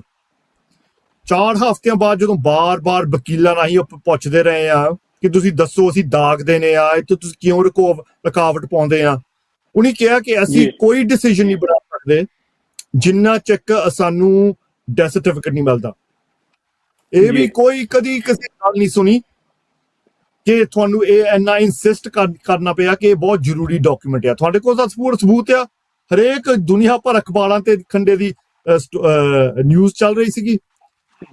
ਸੋ ਉਹਨੇ ਕਹਿਣ ਦਾ ਭਾਵ ਇਹ ਸੀ ਕਿ ਉਹਨਾਂ ਨੂੰ ਇਮੋਸ਼ਨਲ ਬਲੈਕਮੇਲ ਕੀਤਾ ਕਿ ਪਰਿਵਾਰ ਨੂੰ ਜੋੜ ਪਾ ਕੇ ਡੈਥ ਸਰਟੀਫਿਕੇਟ ਲੈ ਲਓ ਤਾਂ ਉਹਦੀ ਡੈਥ ਰਜਿਸਟਰ ਹੋ ਜਾਵੇ। ਤਾਂ ਬਹਾਨਾ ਪਾਤਾ ਕਿ ਜੇ ਤੁਸੀਂ ਇਹ ਵੀਜ਼ਾ ਡਿਸੀਜਨ ਤੇ ਚਾਹੀਦੀ ਆ ਤੇ ਸਾਨੂੰ ਆਹ ਲੈ ਕੇ ਦਿਓ। ਚਲੋ ਉਸ ਟਾਈਮ ਤੇ ਹੁਣ ਭਾਈ 4 ਹਫ਼ਤੇ ਤੋਂ ਉੱਤੇ ਹੋ ਚੱਲਿਆ ਟਾਈਮ। ਤਾਂ ਇੱਕ ਤਾਂ ਉਹ ਅਸੀਂ ਆਪ ਨਹੀਂ ਸੀ ਕਰਦੇ, ਤਾਂ ਨਾ ਹੀ ਸਾਨੂੰ ਪ੍ਰਾਈਵੇਟ ਕਰਾਉਣ ਦਿੰਦੇ ਸੀਗੇ। ਸੋ ਹਾਰ ਕੇ ਉਹ ਸਰਟੀਫਿਕੇਟ ਅਸੀਂ ਆਬਜੈਕਸ਼ਨ ਰਾਹੀਂ ਮੰਗਾ ਲਿਆ, ਤਾਂ ਉਹ ਅਸੀਂ ਹੋਮ ਆਫਿਸ ਨੂੰ ਦੇ ਦਿੱਤਾ ਸੀ। ਹੋਮ ਆਫਿਸ ਨੇ 36 ਘੰਟਿਆਂ ਦੇ ਵਿੱਚ ਰਿਫਿਊਜ਼ਲ ਕਰਤੀ। ਰਿਫਿਊਜ਼ਲ ਵੀ ਇਸ ਗਰਾਊਂਡ ਤੇ ਕੀਤੀ, ਦੇਖੋ ਯਕੀਨ ਹੀ ਨਹੀਂ ਆਉਂਦਾ ਕਿ ਸਰਕਾਰਾਂ ਦਾ ਕੰਮ ਆ। ਉਸ ਚਿੱਠੀ ਵਿੱਚ ਉਹਨੇ ਰਿਫਿਊਜ਼ਲ ਕੀਤਾ ਕਿ ਬਈ ਮਾਤਾ ਜੀ ਤਾਂ ਜਸਪ੍ਰੀਤ ਦਾ, ਭਾਵੇਂ ਜਸਪ੍ਰੀਤ ਇੱਕ ਨਰਸ ਆ ਚੰਡੀਗੜ੍ਹ ਵਿੱਚ, ਮੋਹਾਲੀ 'ਚ, ਮਾਤਾ ਜੀ ਵੀ ਟੀਚਰ ਆ ਜਾਂ ਉਹਨਾਂ ਦਾ ਇੰਨੀ ਲੌਂਗ ਹਿਸਟਰੀ ਆ। ਉਹ ਕਿਹਾ ਕਿ ਇਹਨਾਂ ਦਾ ਕੈਰੈਕਟਰ ਸਹੀ ਨਹੀਂ ਕਿ ਇੰਡੀਆ ਅਖਬਾਰਾਂ ਵਿੱਚ ਇਹਨਾਂ ਦਾ ਨਾਂ ਆਉਂਦਾ। ਨਾਂ ਕਿਉਂ ਆਉਂਦਾ ਸੀ? ਇਹ ਸੀ ਕਿ ਇਹਨਾਂ ਨੂੰ ਹਰਾਸਮੈਂਟ ਕੀਤਾ ਜਾਂਦਾ ਸੀ। ਜਿਸ ਤਰ੍ਹਾਂ ਮੈਂ ਪਹਿਲਾਂ ਕਿਹਾ ਕਿ ਅਪ੍ਰੈਲ ਵਿੱਚ ਇਹਨੂੰ ਚੱਕਿਆ ਜਾਂਦਾ, ਇਹਨਾਂ ਦੀ ਪੁੱਛਗਿੱਛ ਕੀਤੀ ਜਾਂਦੀ ਆ ਕਿ ਪਤਾ ਲੱਗੇ ਅੰਮ੍ਰਿਤਪਾਲ ਸਿੰਘ ਕਿੱਥੇ ਆ। ਉਹ ਜਿਹੜੀ ਅਸੀਂ ਕੰਪਲੇਨ ਕਰ ਰਹੇ ਹਾਂ ਕਿ ਜਿਸ ਕੰਮ ਵਿੱਚ ਅਵਤਾਰ ਸਿੰਘ ਨੂੰ ਟਾਰਗੇਟ ਕੀਤਾ ਜਾਂਦਾ, ਉਹੀ ਖਬਰਾਂ ਬ੍ਰਿਟਿਸ਼ ਦੇ ਹੋਮ ਆਫਿਸ ਨੇ ਇੰਡੀਆ ਦੇ ਰਾਹੀਂ ਕਹਿਤਾ ਕਿ ਦੇਖੋ ਇਹਨਾਂ ਦਾ ਕੈਰੈਕਟਰ ਬੈਡ ਆ, ਤਾਂ ਉਹ ਰਿਫਿਊਜ਼ ਕਰ ਦਿੱਤੇ। ਸੋ ਇਹਦਾ ਕਹਿਣਾ ਸੀ ਬਹੁਤ ਇਨੀ ਗੰਦੀ ਪੋਲਿਟਿਕਸ ਖੇਲੀ ਆ ਕਿ ਇੱਕ ਮਾਤਾ ਜੀ ਤਾਂ ਭੈਣ ਜੀ ਨੂੰ ਆਪਣੇ ਪੁੱਤ ਤਾਂ ਭਰਾ ਦੇ ਆਖਰੀ ਸੰਸਕਾਰਾਂ ਵਿੱਚ ਮੌਜੂਦ ਨਹੀਂ ਹੋਣ ਦਿੱਤਾ। ਤਾਂ ਸਾਰਾ ਪ੍ਰੋਸੈਸ ਲੰਬਾਈ ਵਿੱਚ ਹੁਣ 5 ਹਫ਼ਤੇ ਹੋ ਗਏ। ਸੰਗਤਾਂ ਦਾ ਵੀ ਬਹੁਤ ਜ਼ੋਰ ਸੀ ਕਿ ਦੇਖੋ ਸਰੀਰ ਦਾ ਖਰਾਬ ਹੋਈ ਜਾਂਦਾ, ਅਸੀਂ ਸੰਸਕਾਰ ਵੀ ਕਰਨੇ ਆ। ਸੋ ਹਾੜ ਕੇ 12 ਅਗਸਤ ਨੂੰ 5 ਹਫ਼ਤੇ ਪੂਰੇ ਉਹਦੇ ਦਾਗ ਹੋਏ। ਤਾਂ ਇੰਗਲੈਂਡ ਵਿੱਚ ਤੁਸੀਂ ਕਹਿ ਸਕਦੇ ਆ ਸਭ ਤੋਂ ਵੱਡਾ ਦਾਗ ਸੀ। 5000 ਤੋਂ ਵੱਧ ਸੰਗਤ ਉੱਥੇ ਆਈ ਸੀਗੀ। ਤਾਂ ਉਹ ਤੋਂ ਬਾਅਦ ਆਪਾਂ ਕੀਤਾ ਕਿ ਉਹ ਵੀ ਦੇਖੋ ਕਿਸ ਤਰ੍ਹਾਂ ਦੀਆਂ ਰੁਕਾਵਟਾਂ ਕਰਦੇ ਰਹੇ ਕਿ ਇਹ ਗੱਲ ਨਿਕਲੇ ਨਾ ਕਿ ਇਹਦਾ ਸਰੀਰ ਨੂੰ ਅਗਨ ਭੇਟ ਹੋ ਜਾਵੇ। ਤਾਂ ਸਾਰਾ ਸਬੂਤ ਨਾਲ ਇਹਨਾਂ ਦੇ ਜੀ ਬਿਲਕੁਲ ਜੀ। ਤੋਂ ਮੈਂ ਵੀ ਭਾਈ ਸਾਹਿਬ ਦਾ ਜਿਹੜਾ ਉਹਨਾਂ ਦਾ ਆਖਰੀ ਸੈਰੇਮਨੀ, ਇਹਨਾਂ ਦਾ ਆਖਰੀ ਜਿਹੜਾ ਸੰਸਕਾਰ ਆ ਉਹਨੂੰ ਅਟੈਂਡ ਕੀਤਾ। ਤੇ ਉਹ ਬਿਲਕੁਲ ਸਰੀਰ ਜਿਹੜਾ ਸੀ ਉਹ ਪਤਾ ਲੱਗਦਾ ਸੀਗਾ ਵੀ ਹੋਰ ਰੱਖਣਾ ਕਿੰਨਾ ਔਖਾ। ਫਿਰ ਆਪਾਂ ਮੁੱਦੇ ਤੇ ਆਈਏ। ਸੋ ਦਰਸ਼ਕੋ, ਤੁਸੀਂ ਸੁਣ ਰਹੇ ਹੋ ਪ੍ਰੋਗਰਾਮ ਦਿਲ ਦੀਆਂ ਗੱਲਾਂ TV 84 ਤੋਂ, ਤੇ ਮੈਂ ਆਪ ਜੀ ਦਾ ਹੋਸਟ ਮਨਵੀਰ ਸਿੰਘ।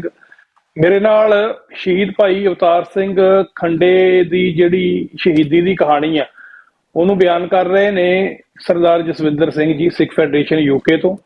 ਸੋ ਗੱਲਬਾਤ ਸਾਡੀ ਜਿਹੜੀ ਆ ਨਵੀਂ ਜਿਹੜੀ ਇੱਕ ਸਨਸਨੀਖੇਜ ਖੁਲਾਸਾ ਹੋਇਆ ਕਿ ਇੱਕ ਦਵਾਈਆਂ ਦੇ ਮਾਹਰ ਵਿਗਿਆਨੀ ਨੇ ਇਹ ਜਿਹੜਾ ਖੁਲਾਸਾ ਕੀਤਾ ਕਿ ਜਿੰਨੇ ਕੁ ਸਬੂਤ ਜਾਂ ਜਿੰਨੇ ਕੁ DNA ਦੇ ਸੈਂਪਲ ਉਹਨਾਂ ਦੇ ਕੋਲ ਸੀਗੇ, ਉਹਨਾਂ ਦੇ ਆਧਾਰ ਤੇ ਉਹਨਾਂ ਨੇ ਕਿਹਾ ਕਿ ਜ਼ਹਿਰ ਦਿੱਤੀ ਜਾਣ ਦੇ, ਕਿ ਵੀਰ ਖੰਡੇ ਨੂੰ ਪੋਇਜ਼ਨਿੰਗ ਕੀਤੇ ਜਾਣ ਦੇ ਜਿਹੜੀ ਸੰਭਾਵਨਾ ਉਹ ਤੋਂ ਇਨਕਾਰ ਨਹੀਂ ਕੀਤਾ ਜਾ ਸਕਦਾ। ਸੋ ਭਾਈ ਸਾਹਿਬ ਉਹਨਾਂ ਨੇ ਹੁਣ ਦੱਸਿਆ ਕਿ ਕਿਵੇਂ ਸ਼ੁਰੂ ਤੋਂ ਲੈ ਕੇ ਅਖੀਰ ਤੱਕ ਜਿਹੜਾ ਫਾਲਸ ਪਲੇ ਹੁੰਦਾ ਰਿਹਾ ਲਗਾਤਾਰਤਾ ਦੇ ਨਾਲ, ਇਹ ਸਾਡੇ ਜਿਹੜਾ ਆ ਯਕੀਨ ਨੂੰ ਹੋਰ ਵੀ ਵੱਧ ਪੱਕਾ ਕਰਦਾ। ਕੌਮ ਨੂੰ ਤਾਂ ਪਹਿਲਾਂ ਹੀ ਯਕੀਨ ਸੀ, ਉਹਦੇ ਨਾਲ ਨਾਲ ਉਹਦੇ ਤੇ ਮੋਹਰ ਲਾਈ ਭਾਰਤੀ ਏਜੰਸੀਆਂ ਦੇ ਜਿਹੜੇ ਹੱਥ ਟੋਕੇ ਯੂਟਿਊਬਰ ਨੇ ਜਾਂ ਜਿਹੜੇ ਉਹਨਾਂ ਦਾ ਮੀਡੀਆ, ਉਹਨਾਂ ਨੇ ਤਾਂ ਜਿੱਦਾਂ ਭਾਈ ਸਾਹਿਬ ਉਹਨਾਂ ਨੇ ਸਾਨੂੰ ਦੱਸਿਆ ਕਿ ਭਾਈ ਖੰਡੇ ਦੀ ਆਖਰੀ ਸਾਹ ਲੈਣ ਤੋਂ ਪਹਿਲਾਂ ਹੀ ਡਿਕਲੇਅਰ ਕਰਤਾ ਸੀ ਕਿ ਅਸੀਂ ਖੰਡੇ ਨੂੰ ਬ੍ਰਿਟਿਸ਼ ਦੇ ਵਿੱਚ ਜਿਹੜਾ ਉਹ ਬ੍ਰਿਟੇਨ ਦੇ ਵਿੱਚ ਮਾਰਤਾ। ਉਸ ਤੋਂ ਬਾਅਦ ਕਿਵੇਂ ਸਿਸਟਮ ਜਿਹੜਾ। ਸੋ ਜਸਵਿੰਦਰ ਸਿੰਘ ਜੀ, ਤੁਸੀਂ ਇਹ ਦੱਸੋ ਕਿ ਇਹਦੇ ਚ ਕੋਈ ਮਤਲਬ ਕੋਈ ਪੋਲੀਟੀਕਲ ਪ੍ਰੈਸ਼ਰ ਵੀ ਕੰਮ ਕੀਤਾ ਜਾਂ ਨਹੀਂ? ਕਿਉਂਕਿ ਬਹੁਤ ਸਾਰਾ ਅਸੀਂ ਦੇਖਦੇ ਹਾਂ ਕਿ ਹੁਣ ਤਾਂ 12 ਦੇ ਕਰੀਬ MP ਨੇ, ਉਦੋਂ ਵੀ ਸਾਡੇ 2 MP ਤਾਂ ਸੀਗੇ, ਸਰਦਾਰ ਤਮਨਜੀਤ ਸਿੰਘ ਢੇਸੀ ਤੇ ਪ੍ਰੀਤ ਕੌਰ ਗਿੱਲ। ਤੇ ਕੀ ਸਿੱਖਾਂ ਨੇ ਕੁਝ ਇਹੋ ਜਿਹਾ ਕੋਈ ਉਪਰਾਲਾ ਕੀਤਾ ਕਿ ਗੌਰਮੈਂਟ ਦੇ ਨਾਲ ਸਿੱਧਾ ਰਾਬਤਾ ਕੀਤਾ ਜਾਵੇ? ਕਿਉਂਕਿ ਇਹ ਗੱਲਾਂ ਜਿਹੜੀਆਂ ਪਹਿਲੀ ਵਾਰੀ ਬੰਦਾ ਜਦੋਂ ਸੁਣਦਾ ਨਾ, ਉਹ ਇਹ ਮੰਨਣ ਨੂੰ ਤਿਆਰ ਨਹੀਂ ਹੁੰਦਾ ਕਿ ਵੈਸਟਰਨ ਡੈਮੋਕ੍ਰੇਸੀਆਂ ਦੇ ਵਿੱਚ ਵੀ ਆਹ ਕੁਝ ਹੋ ਸਕਦਾ। ਜਦੋਂ ਕਿ ਮੈਂ ਇੱਥੇ ਇੱਕ ਹੋਰ ਗੱਲ ਦੱਸਣੀ ਚਾਹੁੰਦਾ। ਤੁਸੀਂ ਤਾਂ ਇੱਕ ਗੱਲ ਕੀਤੀ ਆ ਕਿ ਜਿਹੜਾ ਉੱਥੇ ਉਹ ਝੰਡੇ ਨੂੰ ਪਾੜਨ ਦੇ ਵਿੱਚ ਖੰਡੇ ਨੂੰ ਪਰ ਜਿਹੜਾ ਸੁਰਖੀਆਂ 'ਚ ਲਿਆਂਦਾ ਗਿਆ, ਪਰ ਉਸ ਤੋਂ ਪਹਿਲਾਂ ਅਮਿਤ ਸ਼ਾਹ ਵਰਗੇ ਆਪ ਜਿਹੜੇ ਪੇਪਰ ਵਰਕ ਬ੍ਰਿਟੇਨ ਦੀ ਗੌਰਮੈਂਟ ਨੂੰ ਦੇ ਚੁੱਕੇ ਨੇ ਕਿ ਖੰਡਾ ਗੁਰਦੁਆਰਿਆਂ ਦੇ ਵਿੱਚ ਬੰਬ ਬਣਾਉਣ ਦੀ ਟ੍ਰੇਨਿੰਗ ਦਿੰਦਾ। ਇੱਥੇ ਤੱਕ ਹਾਈਲਾਈਟਡ ਬੰਦਾ, ਤੇ ਫਿਰ ਕਿਉਂ ਨਹੀਂ ਸਰਕਾਰ ਨੇ ਸ਼ੱਕ ਕੀਤਾ ਕਿ ਜਿਹੜਾ ਇਹ ਸਿੱਧਾ ਜਿਹੜਾ ਇਹਦੇ 'ਚ ਜਿਹੜੀ ਇਨਵੈਸਟੀਗੇਸ਼ਨ ਆ ਉਹ ਕਰਨੀ ਬਣਦੀ ਆ ਉੱਚ ਪੱਧਰ ਦੇ ਉੱਤੇ, ਜਦੋਂ ਇੰਨਾ ਹਾਈ ਪ੍ਰੋਫਾਈਲ ਜਿਹੜਾ ਕੇਸ ਸੀ ਭਾਈ ਖੰਡੇ ਦਾ? ਭਾਈ ਦੇਖੋ, ਇਹ ਜੀ ਤੁਸੀਂ ਗੱਲ ਕੀਤੀ ਹੈ ਤਾਂ ਸ਼ੁਰੂਆਤ ਵਿੱਚ ਕੀਤੀ ਆ ਕਿ ਜਿਹੜੀ ਪੋਲੀਟੀਕਲ ਪ੍ਰੈਸ਼ਰ ਦੀ ਗੱਲ ਹੁੰਦੀ ਆ, ਤਾਂ ਜਿਹੜਾ ਆਪਾਂ ਕਹਿ ਸਕਦੇ ਆ ਕਿ ਭਾਰਤ ਦਾ ਪ੍ਰੈਸ਼ਰ, ਬਾਹਰਲੇ ਪ੍ਰੈਸ਼ਰ ਦਾ ਕੀ ਅਸਰ ਸੀ। ਹੁਣ ਚਲੋ ਉਸ ਸਮੇਂ ਤੇ ਸਾਨੂੰ ਨਹੀਂ ਸੀ ਪਤਾ ਕਿ ਕਿਸ ਲੈਵਲ ਤੇ ਟ੍ਰਾਂਸਨੈਸ਼ਨਲ ਡਿਪਰੈਸ਼ਨ ਹੋ ਰਿਹਾ ਸੀ। ਇਹ ਤਾਂ ਸਾਨੂੰ ਤਾਂ ਪਤਾ ਲੱਗਾ ਜਦੋਂ ਸਤੰਬਰ ਵਿੱਚ ਜਸਟਿਨ ਟਰੂਡੋ ਨੇ ਖੜ ਕੇ ਹਰਦੀਪ ਸਿੰਘ ਨਿੱਜਰ ਦੀ ਪੂਰੀ ਸ਼ਹਾਦਤ ਦਾ ਉਹਨੇ ਖੋਲਿਆ ਕਿ ਇੰਡੀਆ ਦਾ ਇਨਵੋਲਵ ਸੀ, ਹੱਥ ਪੂਰਾ ਸੀ। ਤਾਂ ਬਾਅਦ ਚ ਵੀ ਹੁਣ ਤਕਰੀਬਨ ਨਵੰਬਰ ਤੱਕ, ਦਸੰਬਰ ਤੱਕ ਸਾਰੀ ਗੱਲ ਬਾਹਰ ਹੀ ਆ ਚੁੱਕੀ ਸੀ। ਉਹਨੂੰ ਲੈ ਕੇ ਅਸੀਂ ਜਦੋਂ ਪੁਲਿਸ ਨਾਲ ਬੈਠੇ ਸੀ, ਅਸੀਂ ਇਹੀ ਸਵਾਲ ਪੁੱਛਿਆ ਸੀ ਕਿ ਦੱਸੋ, ਹੁਣ ਦੱਸੋ। ਸਾਨੂੰ ਤਾਂ ਹੁਣ ਪਤਾ ਲੱਗਾ, ਪਰ ਬ੍ਰਿਟਨ ਦੀ ਇੰਟੈਲੀਜੈਂਸ ਸਰਵਿਸਿਜ਼ ਨੂੰ ਤਾਂ ਪਹਿਲਾਂ ਹੀ ਪਤਾ ਸੀ ਅਪ੍ਰੈਲ ਵਿੱਚ, ਮਈ ਵਿੱਚ, ਜੂਨ ਵਿੱਚ ਕਿ ਖੰਡੇ ਨੂੰ ਕਿਸ ਤਰ੍ਹਾਂ ਦਾ ਟਾਰਗੇਟ ਕੀਤਾ ਜਾਂਦਾ। ਤਾਂ ਚਲੋ ਤੁਸੀਂ ਉਹਨੂੰ ਗਲਤ ਨਿਜਾ ਚ ਦੇਖਦੇ ਆ ਜਾਂ ਉਹਨੂੰ ਅਤਵਾਦੀ ਦੇਖਦੇ ਆ ਇੰਡੀਆ ਦੇ ਕਹੇ ਤੇ, ਪਰ ਫਿਰ ਵੀ ਇੱਕ UK ਚ ਰਹਿਣ ਵਾਲੇ ਦੇ ਖਤਰਾ ਆ। ਤਾਂ ਤੁਸੀਂ ਕੀ ਕੀਤਾ? ਤੁਹਾਨੂੰ ਪਤਾ ਸੀ, ਤੁਹਾਨੂੰ ਸਾਰੀ ਇਨਫੋਰਮੇਸ਼ਨ ਸੀ ਕਰਕੇ। ਇੱਥੇ ਫਿਰ ਜੂਨ ਜੁਲਾਈ ਵਿੱਚ NIA ਇੰਗਲੈਂਡ ਵਿੱਚ ਆਉਂਦੀ ਆ। NIA ਦੇ ਅਫਸਰਾਂ ਨੇ, ਟੀਮ ਨੇ ਇੰਗਲੈਂਡ ਪਹੁੰਚ ਕੇ ਤਾਂ ਉਹਨੀ ਇਨਕੁਆਇਰੀ ਕਰਨ ਲੱਗ ਪਏ ਸੀਗੇ। ਤਾਂ ਉਹਨੇ ਇਨਕੁਆਇਰੀ ਕੀ ਕੀਤੀ ਨਹੀਂ ਕੀਤੀ ਇਹ ਸਾਨੂੰ ਨਹੀਂ ਪਤਾ, ਪਰ ਫਿਰ ਸਾਨੂੰ ਇਹ ਜ਼ਰੂਰ ਪਤਾ ਕਿ ਜੁਲਾਈ ਵਿੱਚ ਰੋ ਦਾ ਇੱਕ ਏਜੰਟ, ਉਹਨੂੰ ਇੰਗਲੈਂਡ ਚੋਂ ਐਕਸਪੈਲ ਕੀਤਾ ਗਿਆ, ਉਹਨੂੰ ਕੱਢਿਆ ਗਿਆ। ਕੀ ਉਹ ਕਰ ਰਿਹਾ ਸੀ ਗਲਤ, ਕਿ ਇਸ਼ੂਆਂ ਦੇ ਵਿੱਚ ਕੀ ਇਨਵੋਲਵਮੈਂਟ ਸੀ ਉਹਦੀ, ਖੰਡੇ ਦੇ ਕੇਸ ਵਿੱਚ ਇਨਵੋਲਵਮੈਂਟ ਸੀ ਜਾਂ ਹੋਰ ਕਿਤੇ ਜਿਹੜਾ ਬੰਦਾ ਇੱਥੋਂ ਕਢਾਇਆ ਗਿਆ ਉਹਦੀ ਕੋਈ ਉਹਨਾਂ ਦਾ ਸਵਾਲ ਨਹੀਂ, ਸਾਨੂੰ ਕੋਈ ਰਿਸਪੌਂਸ ਨਹੀਂ ਦਿੱਤੀ। ਤਾਂ ਭਾਈ ਸਾਹਿਬ ਫਿਰ ਆਉਨੇ ਆ ਗੱਲ ਖੰਡੇ ਦੀ ਡੈਥ ਤੋਂ ਬਾਅਦ। ਹੁਣ ਜੁਲਾਈ ਵਿੱਚ ਇੰਗਲੈਂਡ ਦੇ ਚੈਨਲਾਂ ਦੇ ਵਿੱਚ ਇੰਡੀਆ ਦੇ ਨਿਊਜ਼ 18 ਖਬਰ ਲਾਉਂਦੀ ਆ, ਵੱਡਿਆ ਖਬਰ ਵਿੱਚ, ਕਿ ਅਸੀਂ ਸਿੱਖ ਅਤਵਾਦੀ ਮਾਰ ਦਿੱਤੇ ਆ। ਭਾਈ ਪਰਮਜੀਤ ਸਿੰਘ ਪੰਜਵੜ ਦੀ ਫੋਟੋ ਲਾਉਂਦੇ ਆ, ਭਾਈ ਅਵਤਾਰ ਸਿੰਘ ਖੰਡੇ ਦੀ ਲਾਉਂਦੀ ਆ, ਭਾਈ ਹਰਦੀਪ ਸਿੰਘ ਨਿੱਜਰ ਦੀ ਲਾਉਂਦੇ ਆ। ਤਾਂ ਉਹਨਾਂ ਤੇ ਐਕਸ ਮਾਰ ਕੇ ਅਸੀਂ ਇਹ ਮਾਰ ਦਿੱਤੇ ਆ। ਤਾਂ ਫਿਰ ਨਾਲ ਕਹਿੰਦੇ ਆ ਕਿ ਵੀ ਵਿਲ ਐਲੀਮੀਨੇਟ ਥੀਸ। ਤਾਂ ਫਿਰ ਨਾਲ ਕਹਿੰਦੇ ਅਸੀਂ 20 ਹੋਰਾਂ ਦੀ ਲਿਸਟ ਜਾਰੀ ਕੀਤੀ ਆ, ਸਾਡੀ ਹਿੱਟ ਲਿਸਟ ਆ। ਉਹ 20 ਚੋਂ 6 ਜਣੇ ਇੰਗਲੈਂਡ ਵਿੱਚ ਰਹਿੰਦੇ ਸੀ ਜੀ। ਸੋ ਉਹ 3 ਜਣਿਆਂ ਨੇ ਤਾਂ ਸਾਨੂੰ ਪਤਾ ਕਿ ਉਹਨੀ ਪੁਲਿਸ ਰਿਪੋਰਟਾਂ ਕੀਤੀਆਂ ਜੀ। ਤਾਂ ਦੇਖੋ ਅਸੀਂ ਇਹ ਸਾਰਾ ਹਲੇ ਖੰਡੇ ਦੇ ਦਾਗ ਨਹੀਂ ਹੋਏ ਜੀ। ਸੋ ਇਹ ਸਾਰਾ ਇਨਫੋਰਮੇਸ਼ਨ ਜੁਲਾਈ ਅਗਸਤ ਹੋ ਰਿਹਾ। ਸੋ ਅਸੀਂ ਪੁਲਿਸ ਨੂੰ ਪੁੱਛਿਆ ਕਿ ਚਲੋ ਤੁਸੀਂ ਪਹਿਲਾਂ ਤਾਂ ਤੁਸੀਂ ਕਹਿੰਦੇ ਸਾਨੂੰ ਨਹੀਂ ਸੀ ਪਤਾ, ਇਹ ਵੀ ਗਲਤ ਆ, ਪਰ ਚਲੋ ਮੰਨਦੇ ਆ, ਬਾਅਦ ਚ ਤਾਂ ਤੁਹਾਨੂੰ ਪਤਾ ਹੀ ਸੀ, ਤੇ ਫਿਰ ਵੀ ਤੁਹਾਨੂੰ ਕੋਈ ਸਸਪੀਸ਼ਨ ਨਹੀਂ, ਕਿ ਜਿਸ ਤਰ੍ਹਾਂ ਮੈਂ ਪਹਿਲਾਂ ਕਿਹਾ ਪੁਲਿਸ ਕਹਿੰਦੀ ਸੀ ਸਾਨੂੰ ਕੋਈ ਸਸਪੀਸ਼ੀਅਸ ਸਰਕਮਸਟੈਂਸਸ ਨਹੀਂ ਲੱਭਦੇ। ਤੁਹਾਨੂੰ ਹੋਰ ਕਿੰਨਾ ਚਾਹੀਦਾ? ਦੁਨੀਆ ਭਰ ਇੱਕ ਹੋਰ ਮੁਲਕ ਆਪ ਮੰਨਦੀ ਆ ਕਿ ਅਸੀਂ ਮਾਰਤਾ, ਅਸੀਂ ਟਾਰਗੇਟ ਵੀ ਕੀਤਾ ਤੇ ਅਸੀਂ ਮਾਰ ਵੀ ਦਿੱਤਾ ਤੇ ਅਸੀਂ ਖੁਸ਼ ਵੀ ਆ। ਇੱਕ ਪਾਸੇ ਉਹ ਹੋ ਰਿਹਾ ਤਾਂ ਇੱਕ ਪਾਸੇ ਤੁਸੀਂ, ਤਾਂ ਇੱਕ ਪਾਸੇ ਇੰਗਲੈਂਡ ਵਿੱਚ ਸਿੱਖਾਂ ਨੂੰ ਟਾਰਗੇਟ ਕੀਤਾ ਜਾਂਦਾ, ਉਹ ਵੀ ਤੁਹਾਡੇ ਕੋਲ ਪੁਲਿਸ ਕੰਪਲੇਂਟਾਂ ਲਿਖਵਾਉਂਦੇ ਆ।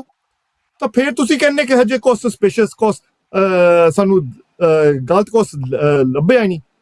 ਸੋ ਇਹਦਾ ਟੋਟਲ ਕਵਰ ਅਪ ਸੀ। ਇਹ ਤੇ ਤਾਂ ਆਉਂਦਾ ਕਿ ਟੋਟਲ ਇੰਟਰਨੈਸ਼ਨਲ ਟ੍ਰਾਂਸਨੈਸ਼ਨਲ ਰਿਪਰੈਸ਼ਨ ਦਾ ਹੱਥ ਸੀ। ਤਾਂ ਇਹਨੂੰ ਕਵਰ ਅਪ ਕਰਨ ਲਈ ਬ੍ਰਿਟਨ ਦੀ ਸਰਕਾਰ ਹਜੇ ਚੁੱਪ ਰਹੀ ਆ। ਜਿਸ ਤਰ੍ਹਾਂ ਕੈਨੇਡਾ ਤਾਂ ਅਮਰੀਕਾ ਨੇ ਗੱਲ ਖੋਲ ਦਿੱਤੀ ਆ, ਐਕਸ਼ਨ ਲੈ ਵੀ ਆ। ਇੱਥੇ ਦੀ ਸਰਕਾਰ ਹਲੇ ਟੋਟਲੀ ਚੁੱਪਿਆ, ਤਾਂ ਕਵਰ ਅਪ ਕਰ ਲਈ ਆ। ਤਾਂ ਹੀ ਆ ਕਿ ਇਹਨਾਂ ਦਾ ਵਿੱਚ ਹੱਥ ਹੋਊਗਾ। ਤੇ ਇਹ ਆਪਾਂ ਇਹੀ ਕੰਕਲੂਜਨ ਕਰ ਸਕਦੇ ਆ, ਜਿਸ ਤਰ੍ਹਾਂ ਆਪਾਂ ਗੱਲਾਂ ਸਾਰੀਆਂ ਅੱਜ ਕੀਤੀਆਂ। ਪਰ ਇਹਦੇ ਰਿਸਪੌਂਸ ਵਿੱਚ ਵੀ ਜਿਸ ਤਰ੍ਹਾਂ ਤੁਸੀਂ ਸਵਾਲ ਪੁੱਛਿਆ ਸੀ ਕਿ ਐਮਪੀਆਂ ਦਾ ਕੀ ਰੋਲ ਸੀ, ਅਸੀਂ ਜੋੜ ਪਵਾਇਆ ਸੀ ਕਿ ਸਵਾਲ ਜਵਾਬ ਹੋਮ ਆਫਿਸ ਤੱਕ ਤਾਂ ਫੋਰਨ ਆਫਿਸ ਤੱਕ ਕੀਤੇ ਗਏ, ਪਾਰਲੀਮੈਂਟ 'ਚ ਵੀ ਕੀਤੇ ਗਏ, ਤਾਂ ਲੈਕਚਰ ਰੂਪ ਵਿੱਚ ਵੀ। ਤਾਂ ਉਹਨਾਂ ਦਾ ਜਵਾਬ ਇਹੀ ਆਇਆ ਸੀ ਕਿ ਖੰਡੇ ਦੀ ਡੈਥ ਵਿੱਚ ਅਸੀਂ ਕੋਰਨਰ ਨੂੰ ਵੀ ਪੁੱਛੇ ਤਾਂ ਪੁਲਿਸ ਨੂੰ ਪੁੱਛਿਆ, ਉਹਨੇ ਕਿਹਾ ਸੀ ਸਾਰਾ ਕੁਝ ਚੈੱਕ ਕਰਕੇ ਕਿ ਇੱਥੇ ਕੁਛ ਨਹੀਂ ਹੋਇਆ। ਤਾਂ ਹੀ ਦੱਸਿਆ ਕਿ ਜਿਹੜੀ ਪਹਿਲੀ ਪੁਲਿਸ ਦੀ ਰਿਸਪੌਂਸ ਸੀ ਉਹ ਹਾਊਸ ਆਫ ਪਾਰਲੀਮੈਂਟ ਤੱਕ ਪਹੁੰਚ ਗਈ ਸੀ, ਕਿ ਐਮਪੀਓ ਨੂੰ ਵਰਤਣ ਲੱਗ ਪਏ ਸੀ। ਪਰ ਆਪਾਂ ਹਟੇ ਨਹੀਂ, ਅਸੀਂ ਹਰੇਕ ਸਟੈਪ ਤੇ ਉਹਨੂੰ ਸਬੂਤਾਂ ਰਾਹੀਂ ਉਹਨੂੰ ਚੈਲੰਜ ਕਰਦੇ ਰਹੇ ਆ। ਤਾਂ ਹੁਣ ਜਿਹੜੀ ਡਾਕਟਰ ਦੀ ਰਿਪੋਰਟ ਆ, ਤਾਂ ਪੁਲਿਸ ਦਾ ਆਪ ਮੰਨਿਆ, ਇਹਨੂੰ ਤਾਂ ਕੋਈ ਰਿਫਿਊਟ ਕਰ ਹੀ ਨਹੀਂ ਸਕਦਾ। ਸੋ ਹੁਣ ਆਪਣੇ ਤਕੜੇ ਤੌਰ ਤੇ ਤਾਂ ਹੀ ਅਸੀਂ ਇਹ ਇਨਕੁਐਸਟ ਦੀ ਮੰਗ ਫੇਰ ਰੱਖੀ ਆ।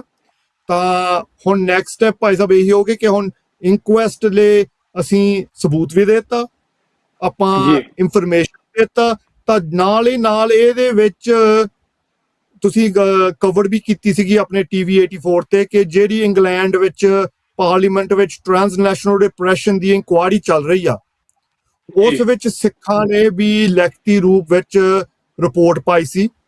ਉਸ ਵਿੱਚ ਖੰਡੇ ਦਾ ਵੀ ਕੇਸ ਸੀ, ਹੋਰ ਸਿੱਖਾਂ ਦਾ ਵੀ ਕੇਸ ਸੀ। ਉਸ ਰਿਪੋਰਟ ਨੂੰ ਵੀ ਅਸੀਂ ਸਬਮਿਟ ਕੀਤਾ ਵਕੀਲ ਰਾਹੀਂ ਕਿ ਕੋਰਨਰ ਨੂੰ, ਕਿ ਦੇਖੋ ਆਹ ਹੈਗੀ ਖੰਡੇ ਦੀ ਮੈਡੀਕਲ, ਆਹ ਹੈਗੀ ਪੁਲਿਸ ਦੀ ਝਾੜ ਆਪਾਂ ਕੀਤੀ ਆ, ਤਾਂ ਇਹ ਹੈਗਾ ਜਿਹੜਾ ਆਲੇ ਦੁਆਲੇ ਖੰਡੇ ਦੇ ਟ੍ਰਾਂਸਨੈਸ਼ਨਲ ਰਿਪਰੈਸ਼ਨ ਹੋ ਰਿਹਾ ਸੀ, ਤਾਂ ਦੁਨੀਆ ਭਰ ਹੋ ਰਿਹਾ ਸੀ, ਜਿਹੜਾ ਸਾਰਾ ਉਹ ਮੰਨਿਆ ਗਿਆ। ਇਹ ਸੀਗਾ ਇਨਵਾਇਰਨਮੈਂਟ। ਇਸ ਇਨਵਾਇਰਨਮੈਂਟ ਦੇ ਤੁਸੀਂ ਕਿਸ ਤਰ੍ਹਾਂ ਇਗਨੋਰ ਕਰ ਸਕਦੇ ਕਿ ਗਲਤ ਨਹੀਂ ਹੋਇਆ। ਸੋ ਉਹ ਸਾਰਾ ਦਾ ਸਾਰਾ ਉਹਨਾਂ ਨੂੰ ਭੇਜਿਆ ਗਿਆ। ਤਾਂ ਹੁਣ ਉਮੀਦ ਆ ਕਿ ਹੁਣ ਉਹਦੀ ਰਿਵਿਊ ਕਰਕੇ, ਤਾਂ ਨਾਲੇ ਜਿਹੜੀ ਗਾਰਡੀਅਨ ਦੀ ਆਰਟੀਕਲ ਇਹ ਪਹਿਲੀ ਆ, ਹਜੇ ਹੋਰ ਵੀ ਆਉਗੀਆਂ। ਸੋ ਉਹ ਤੇ ਸਾਰਾ ਹੁੰਦਾ ਇੱਕ ਕਿਸਮ ਦਾ ਪ੍ਰੈਸ਼ਰ ਬਣਦਾ। ਉਹ ਪ੍ਰੈਸ਼ਰ ਬਣਦਾ ਤਾਂ ਦੇਖੋ ਹੁਣ ਉਹ ਡਿਸੀਜਨ ਕਰਦੇ ਆ ਕਿ ਨਹੀਂ ਕਿ ਇਨਕੁਐਸਟ ਖੋਲੂਗੇ ਜਾਂ ਨਹੀਂ ਖੋਲੂਗੇ। ਪਰ ਭਾਈ ਸਾਹਿਬ ਗੱਲ ਤਾਂ ਇਹ ਆ, ਜਿਹੜੇ ਆ ਸਾਰੇ ਸਵਾਲ ਆਪਾਂ ਰੱਖੇ ਆ, ਇਸ ਸਵਾਲਾਂ ਦਾ ਜਵਾਬ ਨਾ ਸਾਡੇ ਕੋਲ ਆ, ਤਾਂ ਨਾ ਹੀ ਹੋਰ ਕਿਸੇ ਕੋਲ ਆ। ਅਸੀਂ ਜੇ ਇਹਨਾਂ ਕੋਲ ਹੈਗੇ ਆ ਉਹ ਹਲੇ ਚੁੱਪ ਆ, ਤਾਂ ਇਹ ਇਹਨਾਂ ਦੇ ਮੂੰਹ ਹਜੇ ਬੰਦ ਕੀਤੇ ਹੋਆ। ਇਹ ਤਾਂ ਹੀ ਹੋਣੇ ਜੇ ਆਪਾਂ ਕੌਮੀ ਤੌਰ ਤੇ ਪ੍ਰੈਸ਼ਰ ਪਾਈਏ ਤਾਂ ਕਾਨੂੰਨ ਰਾਹੀਂ ਵਕੀਲਾਂ ਰਾਹੀਂ ਇਹਨਾਂ ਸਵਾਲਾਂ ਦੇ ਜਵਾਬ ਆਪਾਂ ਲਵਾਂਗੇ। ਬਿਲਕੁਲ ਜੀ, ਸਾਡੀ ਕੋਸ਼ਿਸ਼ ਵੀ ਇਹੀ ਹੈ, ਕਿਉਂਕਿ ਸ਼ਹੀਦਾਂ ਨੇ ਦਾ ਜਿਹੜਾ ਉਹਨਾਂ ਦਾ ਡੁੱਲਿਆ ਖੂਨ ਆ ਉਹਨੇ ਆਪਣਾ ਰੰਗ ਵਿਖਾਤਾ। ਅੱਜ ਭਾਵੇਂ ਕਾਨੂੰਨੀ ਤੌਰ ਤੇ ਕੁਝ ਜ਼ਿਆਦਾ ਨਹੀਂ ਕੀਤਾ ਜਾ ਸਕਿਆ, ਖਾਸ ਕਰਕੇ ਜੇ ਇੰਗਲੈਂਡ ਦੀ ਗੱਲ ਕਰੀਏ, ਅਮਰੀਕਾ ਤੇ ਕੈਨੇਡਾ ਦੇ ਵਿੱਚ ਤਾਂ ਅੰਡਰ ਪ੍ਰੋਸੈਸ ਆ ਸਾਰਾ, ਅੰਡਰ ਜੁਡੀਸ਼ਰੀ ਸਿਸਟਮ ਦੇ ਹੈਗਾ, ਤੇ ਪਰ ਜਿੱਥੇ ਜਿੱਥੇ ਕੁਝ ਨਹੀਂ ਕੀਤਾ ਜਾ ਸਕਿਆ ਉਹ ਵੱਖਰੀ ਗੱਲ ਆ। ਪਰ ਸ਼ਹੀਦਾਂ ਦਾ ਜਿਹੜਾ ਖੂਨ ਆ ਉਹਨੇ ਰੰਗ ਤਾਂ ਆਪਣਾ ਲਿਆਂਦਾ। ਸਿੱਖਾਂ ਦਾ ਜਿਹੜਾ ਇਸ਼ੂ ਆ, ਸਾਡੀ ਆਜ਼ਾਦੀ ਦਾ ਜਾਂ ਸਾਡੇ ਘਾਣ ਦਾ ਜਿਹੜਾ ਇਸ਼ੂ ਆ, ਸਾਡੇ ਹਿਊਮਨ ਰਾਈਟ ਦਾ ਇਸ਼ੂ ਆ, ਉਹ ਤਾਂ ਜਿਹੜਾ ਸਾਡੀ ਨਸਲਕੁਸ਼ੀ ਦਾ ਇਸ਼ੂ ਆ, ਉਹ ਤਾਂ ਅੱਜ ਵਰਲਡ ਸਟੇਜ ਦੇ ਉੱਤੇ ਜਿਹੜਾ ਉਹ ਆਪ ਆਪਣੀ ਗਵਾਹੀ ਦੇ ਰਿਹਾ। ਔਰ ਇਹ ਠੀਕ ਆ, ਸਾਨੂੰ ਸ਼ਹੀਦਾਂ ਦੇ ਜਾਣ ਦਾ ਜਿਹੜਾ ਦੁੱਖ ਉਹ ਆਪਣੀ ਤਰ੍ਹਾਂ ਦਾ ਹੁੰਦਾ, ਪਰ ਇੱਕ ਮਾਣ ਵੀ ਹੁੰਦਾ ਕਿ ਕੁਰਬਾਨੀਆਂ ਜਿਹੜੀਆਂ ਸਾਡੀਆਂ ਰੰਗ ਲਿਆ ਰਹੀਆਂ ਨੇ। ਇਹ ਜਿਹੜਾ ਅਸੀਂ ਬੋਲ ਕੇ ਸ਼ਹੀਦੀਆਂ ਦੇ ਕੇ ਜਿਹੜੀ ਗੱਲ ਦੁਨੀਆ ਨੂੰ ਨਹੀਂ ਸਮਝਾ ਸਕੇ, ਤੇ ਉਹਨਾਂ ਨੇ ਸਿੱਧੇ ਤੌਰ ਤੇ ਜਿਹੜਾ ਬਾਹਰਲੇ ਮੁਲਕਾਂ ਦੇ ਵਿੱਚ ਜਿਹੜਾ ਸਿੱਖਾਂ ਨੂੰ ਮਾਰਨ ਦੀ ਕਵਾਇਦ ਸ਼ੁਰੂ ਕੀਤੀ ਆ, ਉਹਨੇ ਹਿੰਦੁਸਤਾਨ ਦਾ ਜਿਹੜਾ ਜ਼ਾਲਮ ਚਿਹਰਾ ਇੱਕ ਤਾਂ ਉਹ ਨੰਗਾ ਕਰਤਾ, ਤੇ ਇੱਕ ਇਹ ਵੀ ਦੱਸਤਾ ਕਿ ਬਾਹਰਲੀ ਜਿਹੜੀ ਸਰਕਾਰ ਆ, ਕਿਸੇ ਵੀ ਮੁਲਕ ਦੀ ਸਰਕਾਰ ਆ, ਉਹਦੇ ਨਾਲ ਸਿੱਖਾਂ ਨੇ ਕਿਵੇਂ ਚੱਲਣਾ, ਕਿਹੜੀ ਸਾਡੇ ਨਾਲ, ਕੱਲੀ ਸਾਡੇ ਨਾਲ ਨਹੀਂ, ਸਾਡੇ ਹਿਊਮਨ ਰਾਈਟਸ ਦੇ ਨਾਲ ਜਾਂ ਆਪਣੇ ਸਿਟੀਜ਼ਨਸ ਦੇ ਨਾਲ ਜਾਂ ਆਪਣੇ ਸ਼ਹਿਰੀਆਂ ਦੇ ਨਾਲ ਕਿੰਨੀ ਕੁ ਖੜਦੀ ਆ। ਸੋ ਇਹ ਗੱਲ ਆ ਜਿਹੜੀ ਇਹ ਵੀ ਸਪਸ਼ਟ ਹੋਈ ਆ। ਸੋ ਭਾਈ ਸਾਹਿਬ, ਅਗਲੇ ਸਟੈਪ ਜਿਹੜੇ ਤੁਸੀਂ ਕਿਹਾ ਵੀ ਆਪਣਾ ਜੇ ਕੁਝ ਨਹੀਂ ਹੋਊਗਾ, ਉਹਨਾਂ ਨਾਲ ਗੱਲਬਾਤ ਚੱਲ ਰਹੀ ਆ, ਸੋ ਤੁਸੀਂ ਤਿਆਰੀ ਕੀਤੀ ਹੋਈ ਆ ਅੱਗੇ ਜਿਹੜਾ ਲੀਗਲ ਰਾਹ ਲੈਣ ਦੀ, ਕਿਉਂਕਿ ਇਹ ਜਿਹੜੀ ਗੱਲ ਆ ਇਹਨੂੰ ਛੱਡ ਤਾਂ ਆਪਾਂ ਸਕਦੇ ਨਹੀਂ, ਕਿਉਂਕਿ ਪ੍ਰੋਟੈਕਟਡ ਪਰਸਨ ਹੁੰਦਾ ਜਿੱਥੇ ਤੱਕ ਮੇਰਾ ਖਿਆਲ ਆ ਨਾ, ਜਿਹੜਾ ਬੰਦਾ ਕਿਸੇ ਹੋਰ ਮੁਲਕ ਦੇ ਡਰ ਤੋਂ ਕਿਸੇ ਹੋਰ ਮੁਲਕ ਦੇ ਵਿੱਚ ਪਨਾਹ ਲੈ ਕੇ ਰਹਿ ਰਿਹਾ ਹੋਵੇ, ਭਾਈ ਖੰਡੇ ਦੇ ਕੇਸ ਦੇ ਵਿੱਚ ਸਪੈਸ਼ਲੀ, ਉਹ ਬੰਦਾ ਪ੍ਰੋਟੈਕਟਡ ਪਰਸਨ ਹੁੰਦਾ, ਉਸ ਕੰਟਰੀ ਦੀ ਜ਼ਿੰਮੇਵਾਰੀ ਹੁੰਦਾ। ਤੇ ਫੇਰ ਵੀ ਜਦੋਂ ਇੰਨੀ ਵੱਡੀ ਘਟਨਾ ਘਟ ਜਾਂਦੀ ਆ ਤਾਂ ਉਹਦੇ ਕੋਈ ਨਾ ਕੋਈ ਉਹਨੂੰ ਲੀਗਲੀ ਚੈਲੰਜ ਕਰਨ ਦੇ ਰਾਹ ਤਾਂ ਹੋਣਗੇ। ਜੀ ਹਾਂਜੀ, ਦੇਖੋ 2 ਸਾਲ ਤਾਂ ਹੋ ਗਿਆ ਤਾਂ ਆਪਾਂ ਹਟੇ ਨਹੀਂ ਇੱਥੋਂ। ਟਾਈਮ ਜ਼ਰੂਰ ਲੱਗਦਾ ਕਾਨੂੰਨੀ ਤੌਰ ਕਾਰਵਾਈ ਵਿੱਚ, ਪਰ ਟਾਈਮ ਤਾਂ ਟਾਈਮ ਹੀ ਆ। ਅਸਲ ਹੁੰਦਾ ਆਪਾਂ ਕੋਸ਼ਿਸ਼ ਤਾਂ ਪੂਰੀ ਕਰਦੇ ਆ ਤਾਂ ਕਰਦੇ ਰਹਾਂਗੇ। ਹੁਣ ਜਿੱਥੇ ਤੱਕ ਆਪਾਂ ਪਹੁੰਚੇ ਆ, ਇਹ ਸਾਰਾ ਦਾ ਸਾਰਾ ਤਕਰੀਬਨ ਆਪੇ ਹੀ ਸੰਗਤ ਦੇ ਸਪੋਰਟ ਨਾਲ ਆਪਾਂ ਕਰਦੇ ਰਹੇ ਆ। ਕੋਈ ਨਾ ਕਿਸੇ ਪੁਲਿਸ ਨਾ ਕਿਸੇ ਮਹਿਕਮੇ ਨੇ ਹਲੇ ਕੋਈ ਸਹਿਯੋਗ ਦਿੱਤਾ। ਤਾਂ ਬਾਹਰਲੇ ਜਿਹੜੇ ਮੀਡੀਆ ਵਾਲੇ ਆ ਜਾਂ ਹੋਰ ਸਪੈਸ਼ਲਿਸਟ ਆ, ਉਹ ਜ਼ਰੂਰ ਪਹੁੰਚ ਕਰਦਾ, ਕਿਉਂਕਿ ਜਿਹੜਾ ਵੀ ਇਹ ਖੰਡੇ ਦਾ ਕੇਸ ਪੜ੍ਹਦਾ, ਉਹਨਾਂ ਨੂੰ ਯਕੀਨ ਨਹੀਂ ਆਉਂਦਾ ਕਿ ਇਹ ਕਿੱਦਾਂ ਦੀਆਂ ਫੇਲਿੰਗ ਬਾਰ-ਬਾਰ ਹੋ ਹਟੀਆਂ। ਤਾਂ ਇੱਥੇ ਤੱਕ ਜਰਨਲਿਸਟ ਨੇ ਕਿਹਾ ਕਿ ਜੇ ਅਵਤਾਰ ਸਿੰਘ ਖੰਡਾ ਗੋੜਾ ਹੁੰਦਾ ਜਾਂ ਉਹਨਾਂ ਦਾ ਰਿਸਪੌਂਸ ਹੋਰ ਹੋਣਾ ਸੀ, ਪਰ ਇੱਥੇ ਤੱਕ ਕਿਹਾ ਕਿ ਜੇ ਇੰਡੀਆ ਨਾ ਹੁੰਦਾ, ਜੇ ਹੁੰਦਾ ਰਸ਼ੀਆ ਜਾਂ ਇਹ ਹੁੰਦਾ ਚਾਈਨਾ, ਜੇ ਹੁੰਦਾ ਈਰਾਨ, ਤਾਂ ਤਕਰੀਬਨ ਤੁਸੀਂ ਮਿੰਟਾਂ ਦੇ ਵਿੱਚ ਦੇਖ ਲੈਣਾ ਸੀਗਾ ਕਿ ਪੂਰਾ ਹੈਡਲਾਈਨ ਕੇਸ ਹੋਣਾ, ਤਾਂ ਡਿਪਲੋਮੈਟਿਕ ਇਨਸੀਡੈਂਟ ਇਹਨੂੰ ਡਿਕਲੇਅਰ ਕਰਕੇ ਤਕਰੀਬਨ ਜੰਗ ਤੱਕ ਤਿਆਰ ਹੁੰਦਾ। ਪਰ ਇੰਨਾ ਫਰਕ ਆ, ਦੇਖ ਲਓ, ਇੰਨਾ ਦੁਨੀਆ ਨੂੰ ਸਾਰਿਆਂ ਨੂੰ ਹੁਣ ਸਾਬਤ ਆ ਕਿ ਇੰਡੀਆ ਦਾ ਪ੍ਰੈਸ਼ਰ ਬਾਹਰਲੇ ਮੁਲਕਾਂ ਤੇ ਕਿੰਨਾ ਦਬਾਅ ਕੀਤਾ ਜਾ ਰਿਹਾ, ਕਿ ਕਿਸੇ ਨੂੰ ਵੀ ਸਮਝ ਨਹੀਂ ਆਉਂਦੀ ਕਿ ਜਿਸ ਤਰ੍ਹਾਂ ਤੁਸੀਂ ਕਿਹਾ, ਜੇ ਇਸ ਬੰਦੇ ਨੂੰ ਪੋਲੀਟੀਕਲ ਅਸਾਈਲਮ ਚ ਹੋਵੇ, ਇਹਦੇ ਡੈਥ ਤੋਂ ਤਕਰੀਬਨ 4 ਹਫ਼ਤੇ ਪਹਿਲਾਂ ਇਹਦੀ ਇੰਟਰਵਿਊ ਹੁੰਦੀ ਆ ਅਵਤਾਰ ਸਿੰਘ ਦੀ, ਮਈ ਦੇ ਵਿੱਚ ਹੋਮ ਆਫਿਸ ਕੋ ਜਾਂਦਾ, ਆਪਣੀ ਇੰਟਰਵਿਊ ਦਿੰਦਾ, ਇਹਦੀ ਅਸਾਈਲਮ ਕੇਸ ਲਈ ਸਾਰਾ ਖੋਲ ਕੇ ਦਿੰਦਾ ਕਿ ਕਿਸ ਤਰ੍ਹਾਂ ਦੇ ਐਕਟਿਵਿਜ਼ਮ ਕਰ ਰਿਹਾ, ਕਿਸ ਤਰ੍ਹਾਂ ਦੇ ਨੂੰ ਟਾਰਗੇਟ ਕੀਤਾ ਗਿਆ। ਜਿਸ ਤਰ੍ਹਾਂ ਤੁਸੀਂ ਜ਼ਿਕਰ ਕੀਤਾ ਸੀ ਕਿ ਨਰਿੰਦਰ ਮੋਦੀ 2015 ਵਿੱਚ ਇੰਗਲੈਂਡ ਆਉਂਦਾ, ਉੱਥੇ ਇੱਕ ਡੋਸੀਏ ਤਿਆਰ ਕੀਤਾ, ਉਹ ਡੋਸੀਏ ਇੱਥੇ ਦੀ ਸਰਕਾਰ ਤਾਂ ਪੁਲਿਸ ਨੂੰ ਦਿੱਤਾ ਕਿ ਅਵਤਾਰ ਸਿੰਘ ਖੰਡਾ ਬੰਬ ਮੇਕਿੰਗ ਐਕਟੀਵਿਟੀਜ਼ ਕਰ ਰਿਹਾ ਬਰਮਿੰਘਮ ਵਿੱਚ। ਉਸ ਵਿੱਚ ਗਲਾਸਗੋ ਦਾ ਵੀ ਰੈਫਰੈਂਸ ਆਉਂਦਾ, ਜਿਸ ਜਗਤਾਰ ਸਿੰਘ ਜੱਗੀ ਜੌਲ ਦਾ ਵੀ ਲਿੰਕ ਬਣਦਾ। ਸੋ ਇਹ ਸਾਰਾ ਦਾ ਸਾਰਾ ਉਹਨੇ ਖੋਲ ਕੇ ਆਪਣੀ ਜਵਾਨੀ ਦੱਸੀ, ਤਾਂ ਕਿਸ ਤਰ੍ਹਾਂ ਉਹਨੂੰ ਅੰਮ੍ਰਿਤਪਾਲ ਦੇ ਚੱਕਰਾਂ ਵਿੱਚ ਕਿਸ ਤਰ੍ਹਾਂ ਟਾਰਗੇਟ ਕੀਤਾ, ਗਲਤ ਕੇਸ ਪਵਾਏ ਗਏ, ਉਹਨੂੰ ਫੋਲੋ ਕੀਤਾ ਜਾਂਦਾ, ਉਹਦੇ ਫੋਨ ਤੇ ਧਮਕੀਆਂ ਆਉਂਦੀਆਂ। ਇਹ ਸਾਰਾ ਹੋਮ ਆਫਿਸ ਨੂੰ ਪਤਾ ਸੀ ਕਿ ਅਵਤਾਰ ਸਿੰਘ ਖੰਡੇ ਨੇ ਆਪ ਦੱਸਿਆ ਉਹਦੀ ਇੰਟਰਵਿਊ ਵਿੱਚ। ਸੋ ਇਹਦਾ ਇਹੀ ਨਤੀਜਾ ਆ ਕਿ ਇੱਥੇ ਦੀ ਸਰਕਾਰ ਨੇ ਪ੍ਰੈਸ਼ਰ ਥੱਲੇ ਕਹਿ ਲਓ, ਆਪਣੇ ਜਿਹੜੀ ਟ੍ਰੇਡ ਡੀਲ ਚੱਲਦੀ ਸੀ ਉਸ ਟਾਈਮ ਵਿੱਚ, ਉਹ ਟ੍ਰੇਡ ਡੀਲ ਨੂੰ ਰੱਖਣ ਵਾਸਤੇ ਅਵਤਾਰ ਦਾ ਇਨੀ ਮੁੱਲ ਪਾਇਆ, ਤਾਂ ਮੁੱਲ ਪਾ ਕੇ ਇਹਦੇ ਕਤਲੇਆਮ ਨੂੰ ਕਵਰ ਅਪ ਕੀਤਾ। ਹੁਣ ਜਿਹੜੇ ਨੈਕਸਟ ਸਟੈਪ ਆ ਕਿ ਚਲੋ ਕੋਰਨਰ ਦੀ ਹੁਣ ਡਿਸੀਜਨ ਆ ਕਿ ਉਹ ਇਨਵੈਸਟੀਗੇਸ਼ਨ ਇਨਕੁਐਸਟ ਖੋਲੇ ਜਾਂ ਨਾ ਖੋਲੇ। ਹੁਣ ਪਬਲਿਕ ਪ੍ਰੈਸ਼ਰ ਬਹੁਤ ਵੱਡੀ ਚੀਜ਼ ਆ, ਮੀਡੀਆ ਦਾ ਪ੍ਰੈਸ਼ਰ ਬਹੁਤ ਵੱਡੀ ਚੀਜ਼ ਆ, ਤਾਂ ਪੋਲੀਟੀਕਲ ਪ੍ਰੈਸ਼ਰ ਬਹੁਤ ਵੱਡੀ ਚੀਜ਼ ਆ। ਇਹਨਾਂ ਤੇ ਤਾਂ ਅਸੀਂ ਪੰਥਕ ਤੌਰ ਤੇ ਆਪਾਂ ਜ਼ੋਰ ਲਾ ਰਹੇ ਆ, ਤਾਂ ਲਾਉਂਦੇ ਰਹਾਂਗੇ ਵੀ। ਪਰ ਗੱਲ ਇੱਥੇ ਆਉਂਦੀ ਹੈ, ਜੇ ਹੁਣ ਨਾ ਉਹ ਮੰਨਣ ਤਾਂ ਫਿਰ ਨੈਕਸਟ ਸਟੈਪ ਇੱਕ ਜੁਡੀਸ਼ੀਅਲ ਰਿਵਿਊ ਪ੍ਰੋਸੈਸ ਆ। ਉਸ ਵਿੱਚ ਆਪਾਂ ਲੀਗਲੀ ਤੌਰ ਤੇ ਹਾਈ ਕੋਰਟ ਤੱਕ ਇਸ ਪ੍ਰੋਸੈਸ ਦੀ ਡਿਸੀਜਨ ਨੂੰ ਆਪਾਂ ਚੈਲੰਜ ਕਰ ਸਕਦੇ ਆ। ਤਾਂ ਉੱਥੇ ਦੀ ਵੀ ਆਪਾਂ ਤਿਆਰੀ ਕਰਦੇ ਹਾਂ। ਬਹੁਤ ਵੱਡਾ ਸਟੈਪ ਲੈਣਾ ਪੈਂਦਾ। ਚਲੋ ਇੱਥੇ ਤੱਕ ਜਿੱਥੇ ਤੱਕ ਆਪਾਂ ਪਹੁੰਚੇ, ਉਹ ਵਕੀਲ ਤਕਰੀਬਨ ਪ੍ਰੋ ਬੋਨੋ ਹੀ ਸੇਵਾਵਾਂ ਵਿੱਚ ਹੀ ਕੰਮ ਕਰਦੇ ਆ। ਪਰ ਹੁਣ ਜੇ ਨੈਕਸਟ ਸਟੈਪ ਤੇ ਸਾਨੂੰ ਜਾਣਾ ਪਿਆ, ਉਹ ਆਪਾਂ ਆਪਣੇ ਪੱਖ ਤੋਂ ਤਾਂ ਤਿਆਰ ਆ, ਪਰ ਸੰਗਤ ਦੇ ਸਹਿਯੋਗ ਨਾਲ ਆਪਾਂ ਵੱਡਾ ਉਪਰਾਲਾ ਆਪਾਂ ਚੁੱਕ ਸਕਦੇ ਹਾਂ।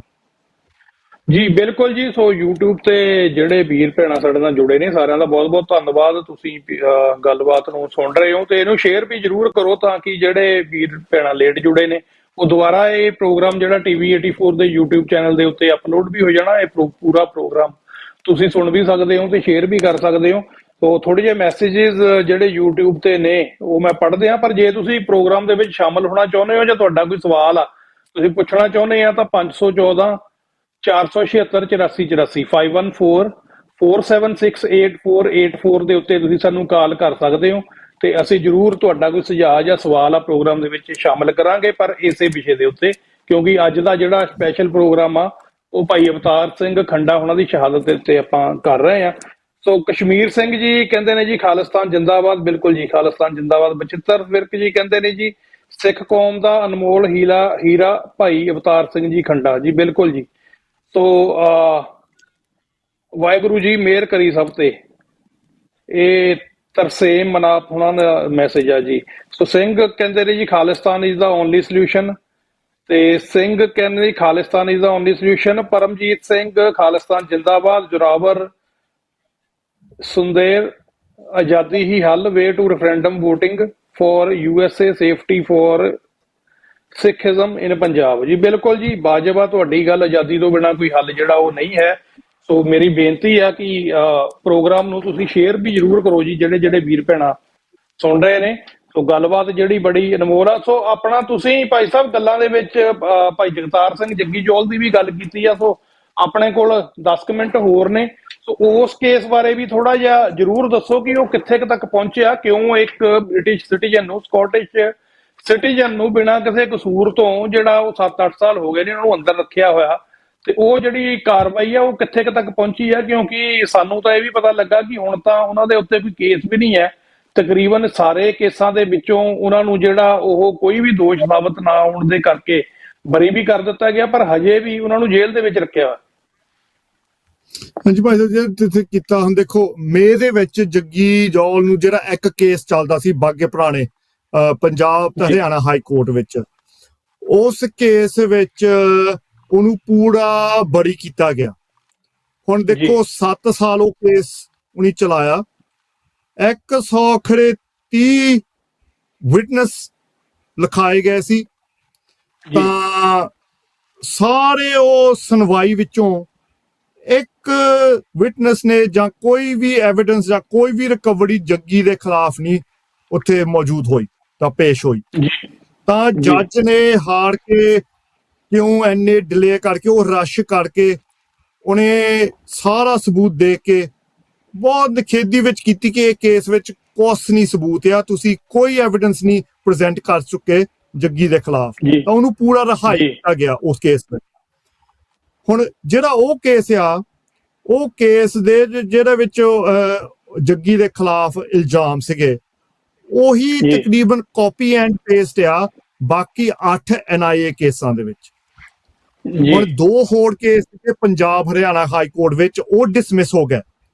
ਉਹ ਡਿਸਮਿਸ ਤਾਂ ਹੋਏ ਕਰਕੇ ਇੰਡੀਆ ਦਾ ਕਾਨੂੰਨ ਕਹਿ ਰਿਹਾ ਕਿ ਤੁਸੀਂ ਡਬਲ ਜੈਪਡੀ 2 ਵਾਰੀ ਤੁਸੀਂ ਇੱਕ ਕੇਸ ਤੇ ਬੰਦੇ ਤੋਂ ਕੇਸ ਨਹੀਂ ਕਰ ਸਕਦੇ। ਤਾਂ ਉਹ ਜਿਹੜੇ ਬਾਕੀ 2 ਸੀ ਪੰਜਾਬ ਦੇ ਹਰਿਆਣਾ ਹਾਈ ਕੋਰਟ ਵਿੱਚ, ਉਹ ਪਹਿਲਾਂ ਹੀ ਡਿਸਮਿਸ ਹੋ ਚੁੱਕੇ ਸੀਗੇ।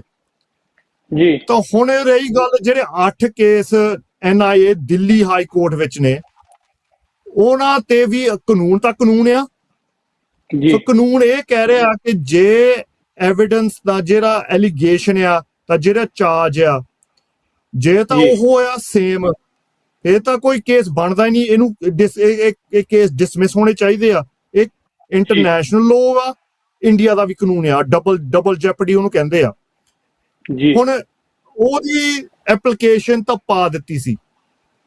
ਹੁਣ ਉਹ ਐਪਲੀਕੇਸ਼ਨ ਪਾਈ ਸੀ, ਪਿਛਲੇ ਮਹੀਨੇ ਉਹਦੀ ਸੁਣਵਾਈ ਸੀਗੀ, ਤਾਂ ਉਹ ਉਮੀਦ ਸੀਗੀ ਭਾਈ ਮੰਚਪੁਰ ਨੂੰ, ਜਿਹੜਾ ਵਕੀਲ ਆ, ਕਾਫੀ ਉਮੀਦ ਸੀ ਕਿ ਐਕਚੁਅਲੀ ਆ ਕੇਸਾਂ ਦੀ ਜਿੱਥੇ ਵੀ ਸੁਣਵਾਈ ਹੋਊਗੀ ਇਹ ਤਾਂ ਡਿਸਮਿਸ ਹੋਣੇ ਆ।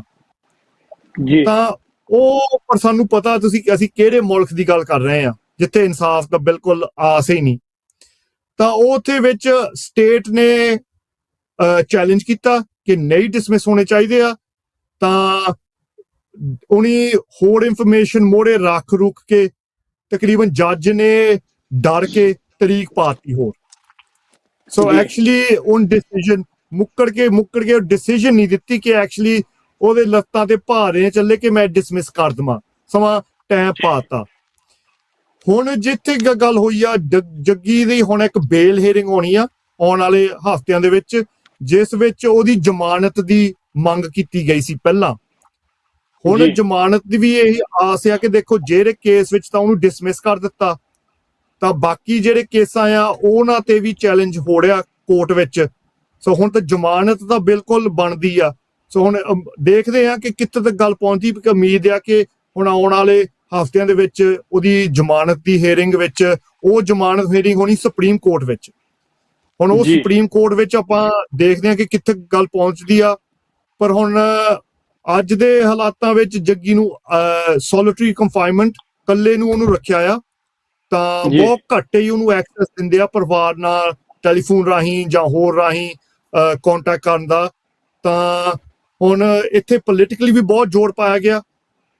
ਇੱਥੇ ਦੀ ਸਰਕਾਰ ਤੇ ਹੁਣ ਜਿਹੜੀ ਲੇਬਰ ਸਰਕਾਰ ਆ, ਉਹਨਾਂ ਤੇ ਵੀ ਬਹੁਤ ਜ਼ੋਰ ਪਾ ਰਿਹਾ ਸਿੱਖ ਐਮਪੀਆਂ ਵੱਲੋਂ ਤੇ ਬਾਕੀ ਐਮਪੀਆਂ ਵੱਲੋਂ ਕਿ ਜਿਸ ਬੰਦੇ ਨੂੰ ਹੁਣ ਰਿਹਾਈ ਕਰ ਦਿੱਤਾ, ਬਰੀ ਕਰ ਦਿੱਤਾ ਸੌਰੀ, ਤਾਂ ਜਿਸ ਤੇ ਤਸ਼ੱਦਦ ਹੋਇਆ ਹੋਵੇ, ਤੁਸੀਂ ਕਿਉਂ ਨਹੀਂ ਇਹਨੂੰ ਇਮੀਡੀਏਟਲੀ ਦੀ ਇਹਦੀ ਰਿਲੀਜ਼ ਲਈ ਮੰਗ ਕਰਦੇ ਆ।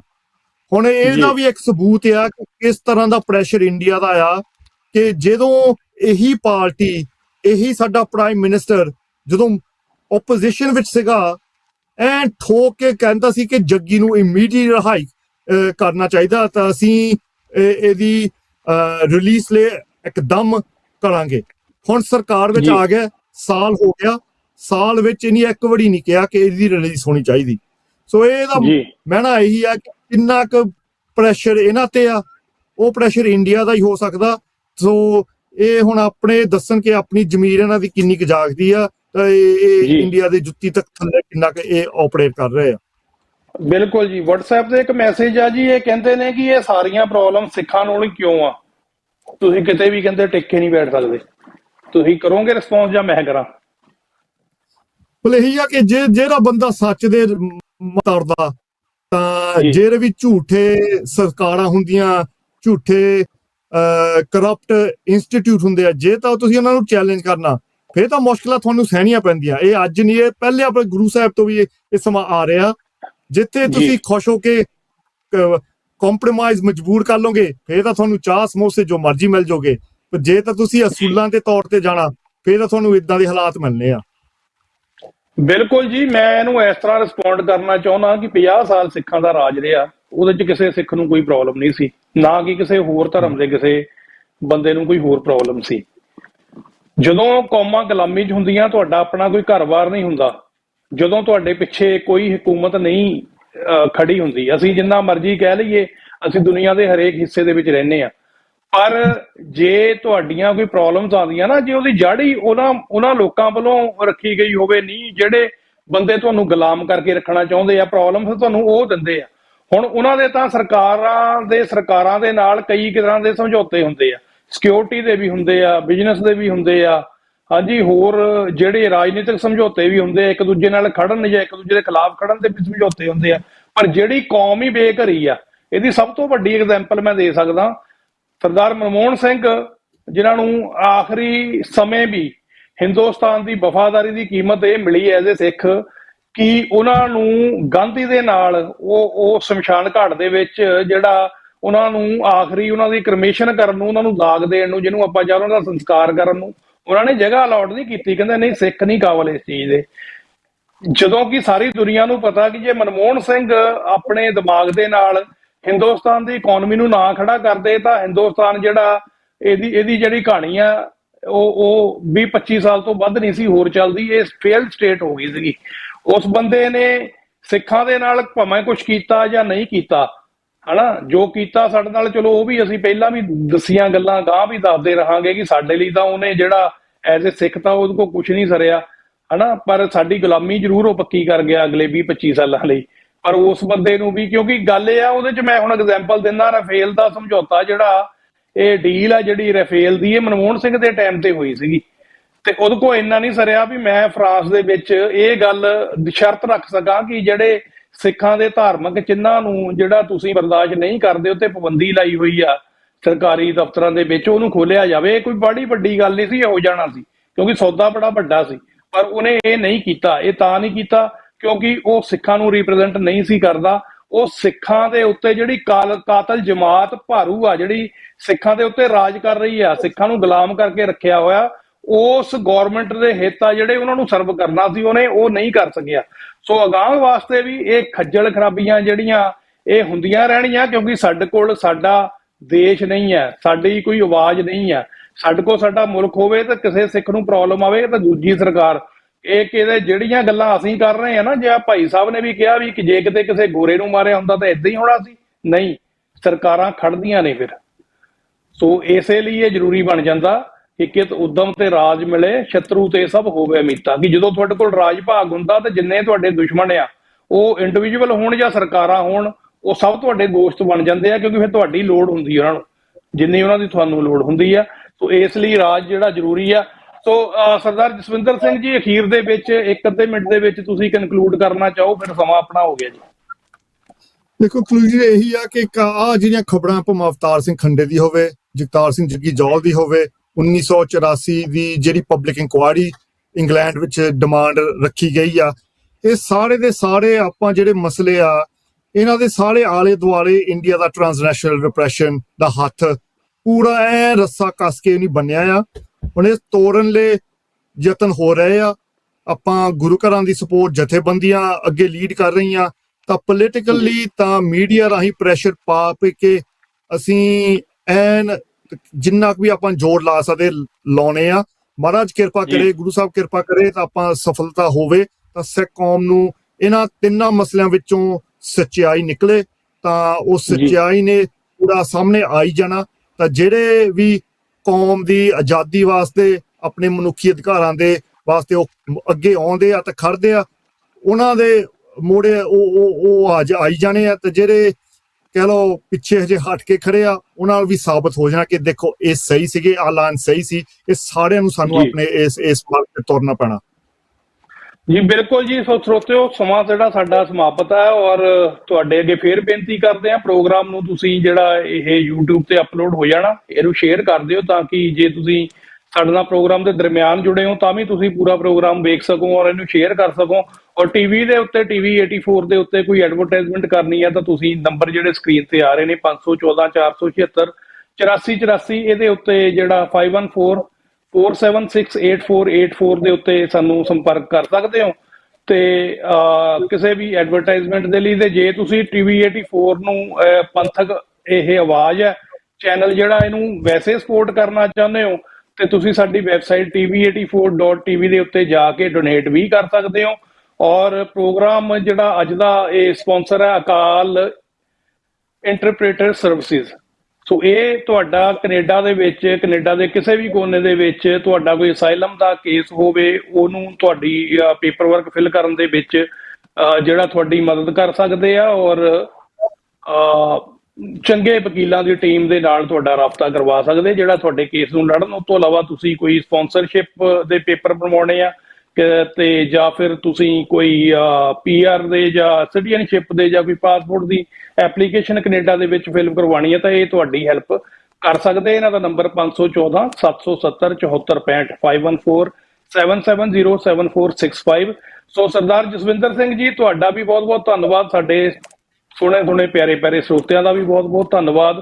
ਤੇ ਅਸੀਂ ਉਮੀਦ ਕਰਦੇ ਹਾਂ ਕਿ ਅਗਾਂਹ ਵਾਸਤੇ ਜਿਵੇਂ ਜਿਵੇਂ ਇਸ ਕੇਸ ਦੇ ਵਿੱਚ ਹੋਰ ਡਿਵੈਲਪਮੈਂਟ ਹੁੰਦੀ ਹੈ ਜਾਂ ਇੰਗਲੈਂਡ ਦੇ ਵਿੱਚ ਜਿਹੜੇ ਹੋਰ ਇਸ਼ੂਜ਼ ਨੇ ਉਹਨਾਂ ਬਾਰੇ ਵੀ ਤੁਹਾਡੇ ਨਾਲ ਅਸੀਂ ਜ਼ਰੂਰ ਰਾਬਤਾ ਕਾਇਮ ਕਰਾਂਗੇ।